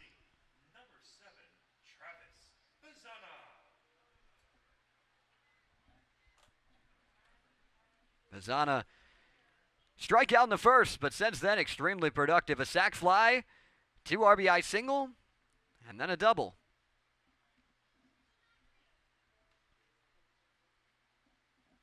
Two on with 2 away. The Doors looking to extend on this lead again. Bazzana with a hard hit ball out to right center. That'll definitely extend it. 1 run comes in to score. Spikerman flying around as well. Bazzana heading to third, and he's got a triple. The second triple of the game from the Doors. 2 more ribbies for Bazzana. His 4th and 5th of the game. And Bazzana already has 1 cycle this year. If he comes back up, he would be just a home run short of a 2nd cycle. Well, we saw 4 straight fastballs missed to John Spikerman. Bazzana says, okay, I'll probably get another one. This one should probably be for a strike. And he gets it, takes one on the pull side into right center. And as you mentioned, another triple for Falmouth. Both of them by the Oregon State Beavers in this lineup. Some Pac-12 on Pac-12 damage here done by Falmouth against the Bourne Braves. And as you mentioned, a couple of more come across here in this inning. Before this year, you had to go back to 2016 to find a game with the Commodores where they had 2 triples in the same game. It's happened twice this season. Cade Snell and Nate Humphreys both did it in a game earlier this year, and now Gavin Turley and Travis Bazzana each coming up with a triple. Here in the 7th inning already, there's been 2 triples in this game, and the Doors in front 13-2. And again, Jerry Martinez takes one off a bounce. He is taking a beating back there tonight.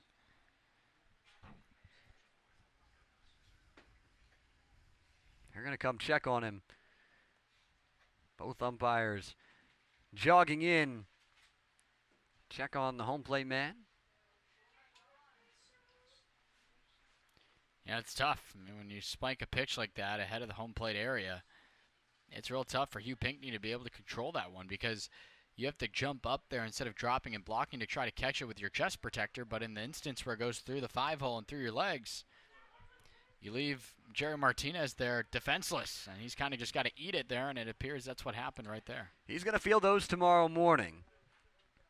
But today he's going to step back in and see what he can do. Cade Snell digs back in from that left side. His on-base streak is on the line right now. He's 0 for 4 in this one. But he's ahead 3-1, trying to continue that streak. I was going to say, he's 1 ball away from having that opportunity to continue here. 20 games on the Cape, 20 times he's gotten to first base. Can he make it 21? Not on that pitch. Runs it full 3-2. Probably not the one you want to be looking for there. A fastball off the plate there, just barely getting the black. You take your chances on leaving that one to see if you move on to first. But now, with this heavy dose of fastballs, I'd imagine you could probably wait on one here. Payoff, swing and a miss. Reared back and punched him out to retire the side, but Bazzana does the damage with a 2 RBI triple. It's an 11-run advantage here at the Gov for the Doors, but a lot else going on around the Cape. Destiny Sanchez has the scores for you.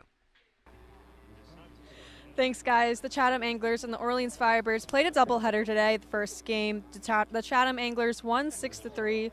The Chatham Anglers and the Orleans Firebirds currently are tied 3-3 in the bottom of the 7th. The Whitey Red Sox defeated the Brewster Whitecaps 11-1. The Hyannis Harbor Hawks lead the Harwich Mariners 5-3 in the bottom of the 8th. And the Katuitt Kettleers lead the Wareham Gatemen 14-3 in the bottom of the 9th.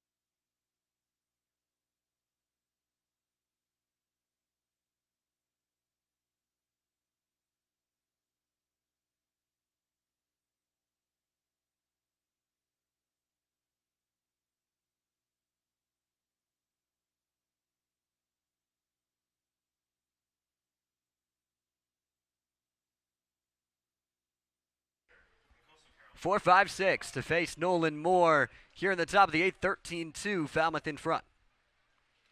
Yeah, again, the offensive numbers continuing here for the Doors. Good to see them get that back. And maybe more impressively, the pitching finding its way here in this ball game.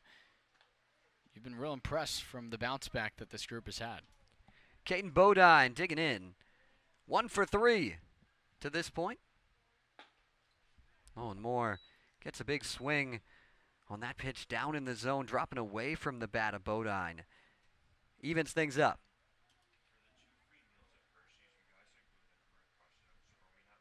Moore works very quickly.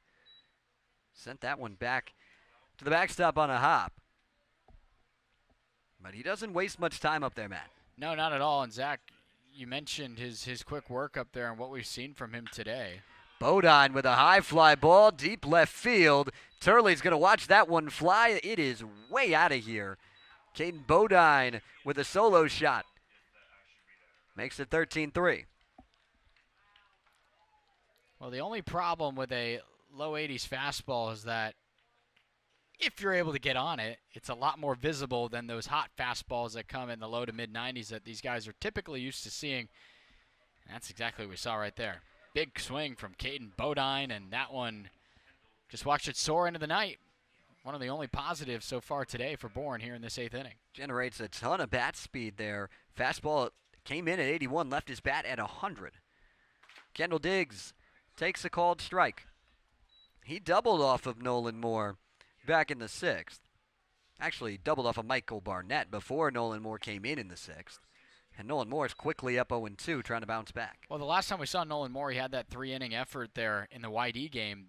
If he were to go the rest of this game, it would be 3 1/3 innings needed out of him. So it's not out of his wheelhouse, especially for a guy that had 19 appearances this year. He's used to throwing a lot of pitches, and I think that could be what we see the rest of the way.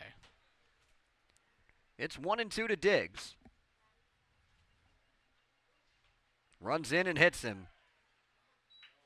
And so close to bouncing back. Got ahead quickly. And a base runner nonetheless. Yeah, again, luckily that you have the big lead, but that's a situation where typically, you know, you want to put hitters away when you've got them in a 2-strike situation, and that's one that Nolan Moore is obviously going to want back. Cam Foster digs in. Liberty Flame working on an 0 for 2. Fouls back the first pitch offering from Moore. Nolan Moore making his first appearance this summer versus Bourne, but not his first appearance in his career versus the Braves. Started against the Bravos game 1 of the first round of the playoffs a year ago. Foster tried to bloop that one the other way, but couldn't keep it fair. He's trying to inspect that bat, see if he broke it or not. And Moore, yet again, ahead 0-2. It sounded a little dead, and typically you'll see a lot of guys do what Cam Foster did right there, where you take the barrel in your hand instead and you tap the knob of the bat on the ground to listen for that sound, and didn't sound dead, and he's still using that same stick. Once again, a 1-2 count. Foster, good discipline, lays off the changeup. Trying to fight his way back into this count against Nolan Moore.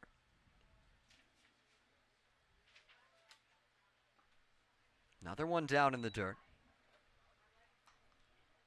2-2 count.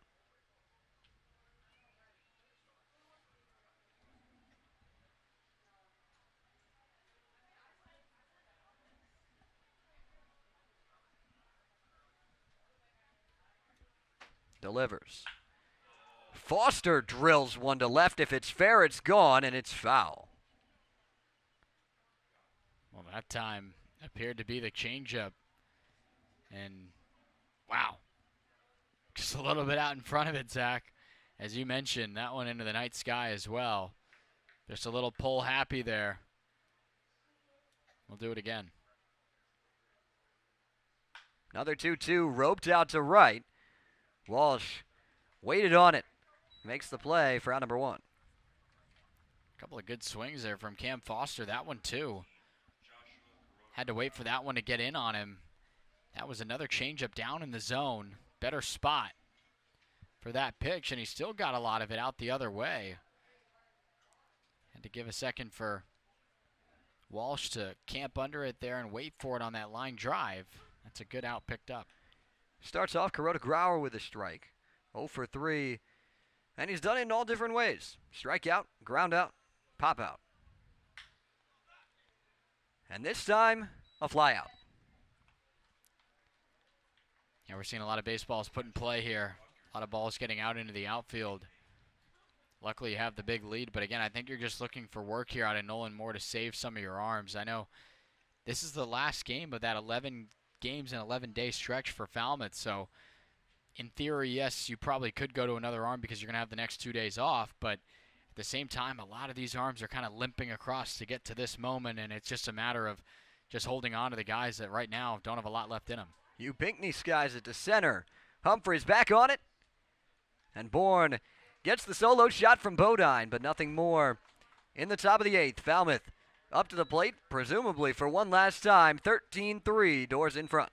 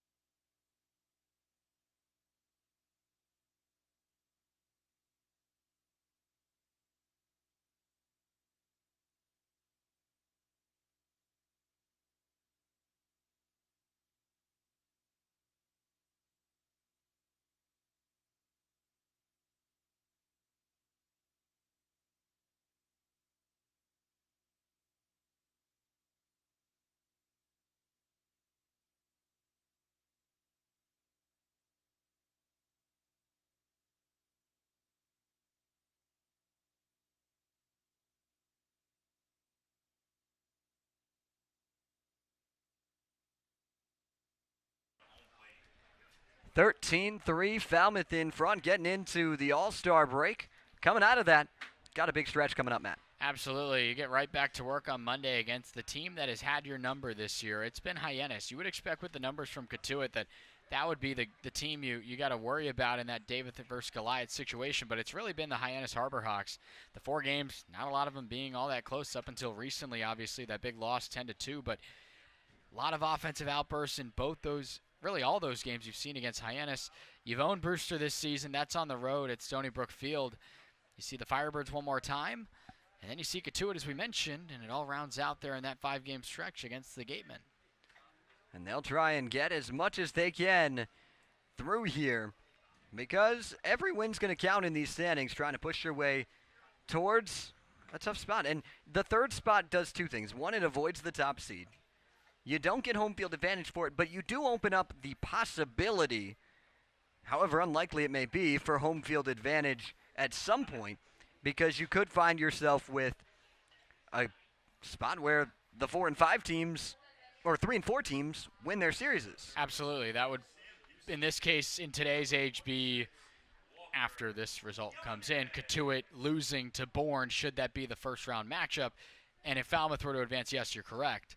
But no, nonetheless, I mean, there's still some meaningful baseball game and a lot still left at stake, especially given the fact that Hyannis is about to win another game. You got to keep pace with them to try to maybe even work towards getting that 2 spot, but there's a larger amount of separation there, entering right now 8 points behind Hyannis. With the way both these games are trending, you would still be 8 points back with 9 games left to play. And Katuitt has just clinched a playoff spot as well, knocking off the Gatemen. The first team on either side to clinch a playoff spot. Yannick with a big swing to start that one off. It's 0-1. And the Gatemen there, I mean, as you mentioned, the no-hit bid effort, they put up 4 runs there against Katuitt there at the end. But nonetheless, I mean, a team that was able to work some good at-bats against you yesterday gets toppled by the top dog in this division. Yannick with a high fly ball to left. Not too deep, though. Carota Grauer straddling that line, makes the play for out number 1. It's a fastball upstairs and in to Yannick, and took that ball probably about 10 or 15 feet in front of the wall. I mean, that's a really good cut for a pitch that's coming in that hot upstairs at the very top part of the zone. Inside, too. That just shows the hands that Yannick has to be able to turn that ball around, and just barely got underneath it. Got off the bat at 93, too. I mean, that's a good piece there, but when you get a high pitch like that and you go after, you got to still find a way to get your hands on top. Tyler McGregor worked walks in each of his last 2 plate appearances. Big swing on that changeup. Northeastern Husky found his way to Northeastern after starting his collegiate career at Columbia.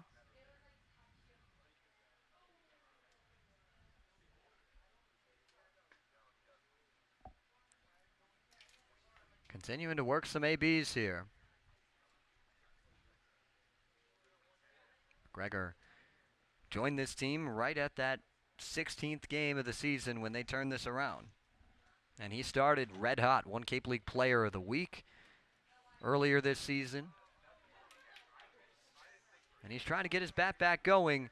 Working good ABs like this can really be a springboard. I was going to say, you don't expect him to continue that all throughout the time he's here. Really, from when he stepped in against Orleans, that was his best outing and had really run on that run of consistent at-bats.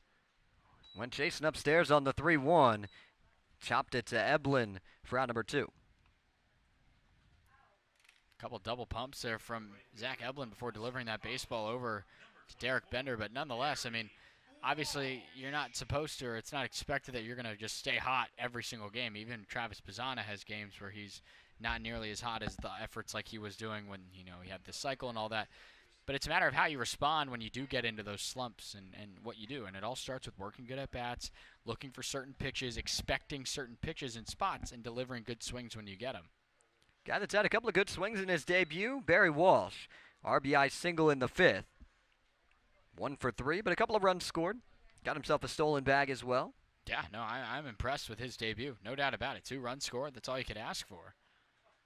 He right now could nearly apply for all the offense needed in this ball game, given the 3 runs from Bourne. Broken bat, blooper to center. It's going to drop for a base hit. Finds himself his 2nd hit of the night and keeps this one alive. I mean, it continues. He's just seeing the baseball real well. That's a good spot, too. Fastball low and in and down in the zone there, right on the black. To be able to get the hands inside of that pitch, obviously didn't get all of it. It wasn't barreled, but you know, to fight it off and muscle that pitch out into left center on the broken bat, that's all you can ask for. Good effort there in the box. Just get here and going to have to find a new bat already. That's true. I don't even know. He might be potentially borrowing someone's wood bat at this rate. Hopefully he doesn't owe anyone a new bat. Yeah, that's tough. But, you know, at the end of the day, when you do have a situation like that, it's always better if you're ending up on the base paths.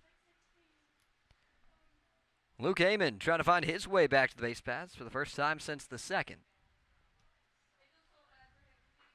The 1-0. Slicing high in the air, right field, another long run. And again, it's going to drop. Walsh finds his way to third. Back-to-back bloop singles. And the Doors have him on the corners. Eblin came out of nowhere and went airborne to try and make that catch, but couldn't get to it. That play could have been on SportsCenter if he came down with that one. That was a tremendous effort from Zach Eblin, still giving it his all. You know, it is a scout league. I mean, that stuff looks out too. It shows off obviously your athleticism to be able to make the play, but your character, your passion to still stay into this ball game despite a 10-run deficit and laying it all out there, obviously. And Luke Heyman gets rewarded for working a good pitch there, fighting it off and getting one down the line and right. Here's Gavin Turley. Takes a big hack at an elevated fastball. Starts off behind in the count. But he reached base in each of his first 3 plate appearances before taking strike 3 after fouling off 4 straight in his last plate appearance. The 0-1. Pop back. Quickly 0-2 to Turley.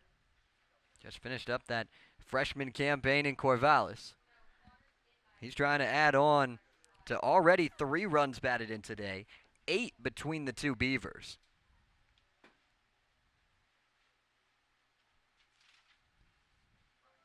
The 0-2. Tipped into the glove. Turley goes down swinging. The Doors strand a pair on the bases in the bottom of the 8th, trying to finish it off as we head to the top of the 9th.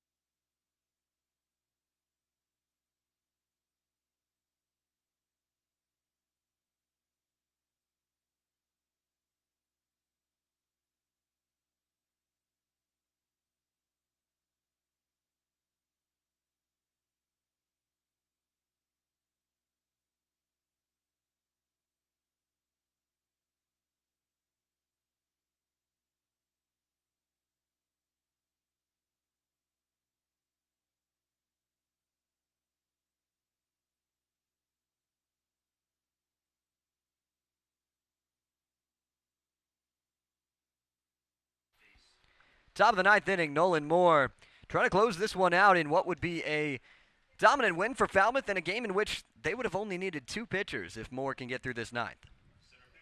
That's the most important number, and we've talked about why they're trying to push the effort here from Nolan Moore, get him to get across the finish line and finish off this stretch of 11 games in 11 days, but a hard-deserved and well-deserved All-Star break for this Falmouth team, for the guys even not going to the All-Star game. It's been a tough stretch of games and to still remain competitive during this bit of the season.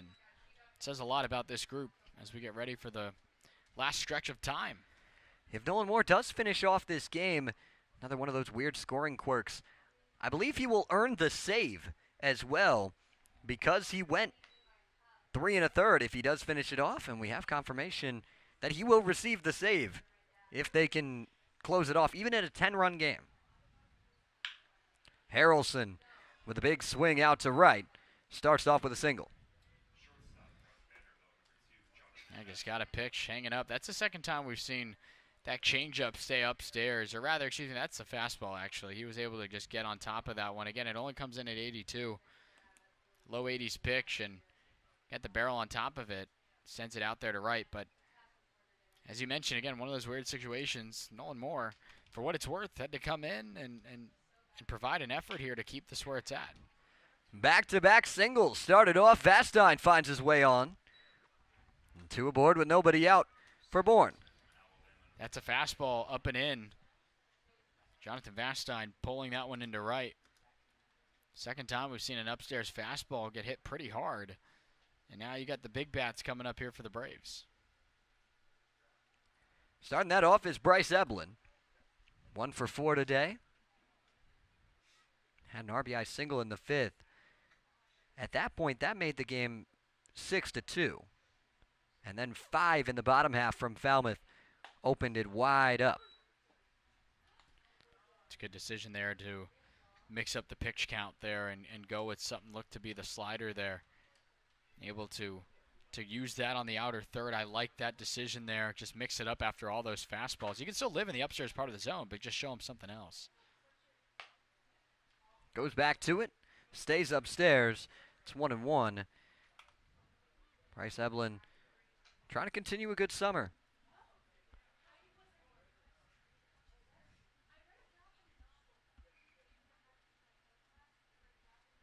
Eblin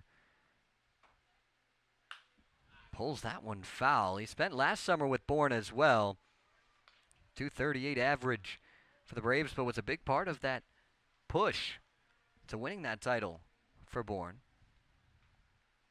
Playing alongside the Cape League MVP of a year ago in Matt Shaw. Now they've got another chance for a Cape League MVP in Derek Bender, who's going to be fighting with Hines and Bazana and maybe a couple others. You've heard pulled the string before. That's the dictionary definition of pulled the string, Matt. Yeah, that was quite the pitch there. That one starts up, ends up is where it ends up, actually. 70 on that pitch for the swinging strikeout. 2 aboard for Derek Bender. He's trying to add to his RBI total. Moore trying to get a ground ball. See if he can get out of this early. Gets ahead of the Chanticleer. 21 ribbies for Bender in the summer. Doesn't have one today, but does have a pair of hits, a double and a single in his first 2 ABs.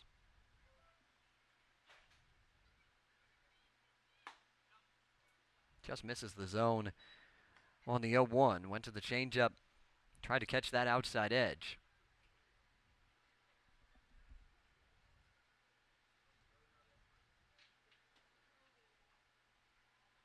One ground ball to third. Yannick to second. Relay is in time. The Doors go around the horn and shut it down. A 13-3 victory over Bourne, and Falmouth heads into the All-Star break above 500 and in 3rd place. That's the way to do it. Really, really good effort there by the Doors. The pitching closed it down. You got a real good effort from Nolan Moore despite surrendering that home run an inning ago. He looked real good tonight, Zach. I was impressed with his efforts, and at the end of the day, a 2-pitcher effort to hold this Bourne Braves team the way you did. Yes, 11 hits between the 2 guys, but the defense around did a nice job cleaning action up. You didn't surrender the walk too much, and for what it's worth, the Bourne Braves put the ball in play when they had to, but it was Falmouth who took advantage of opportunities that Bourne handed to it.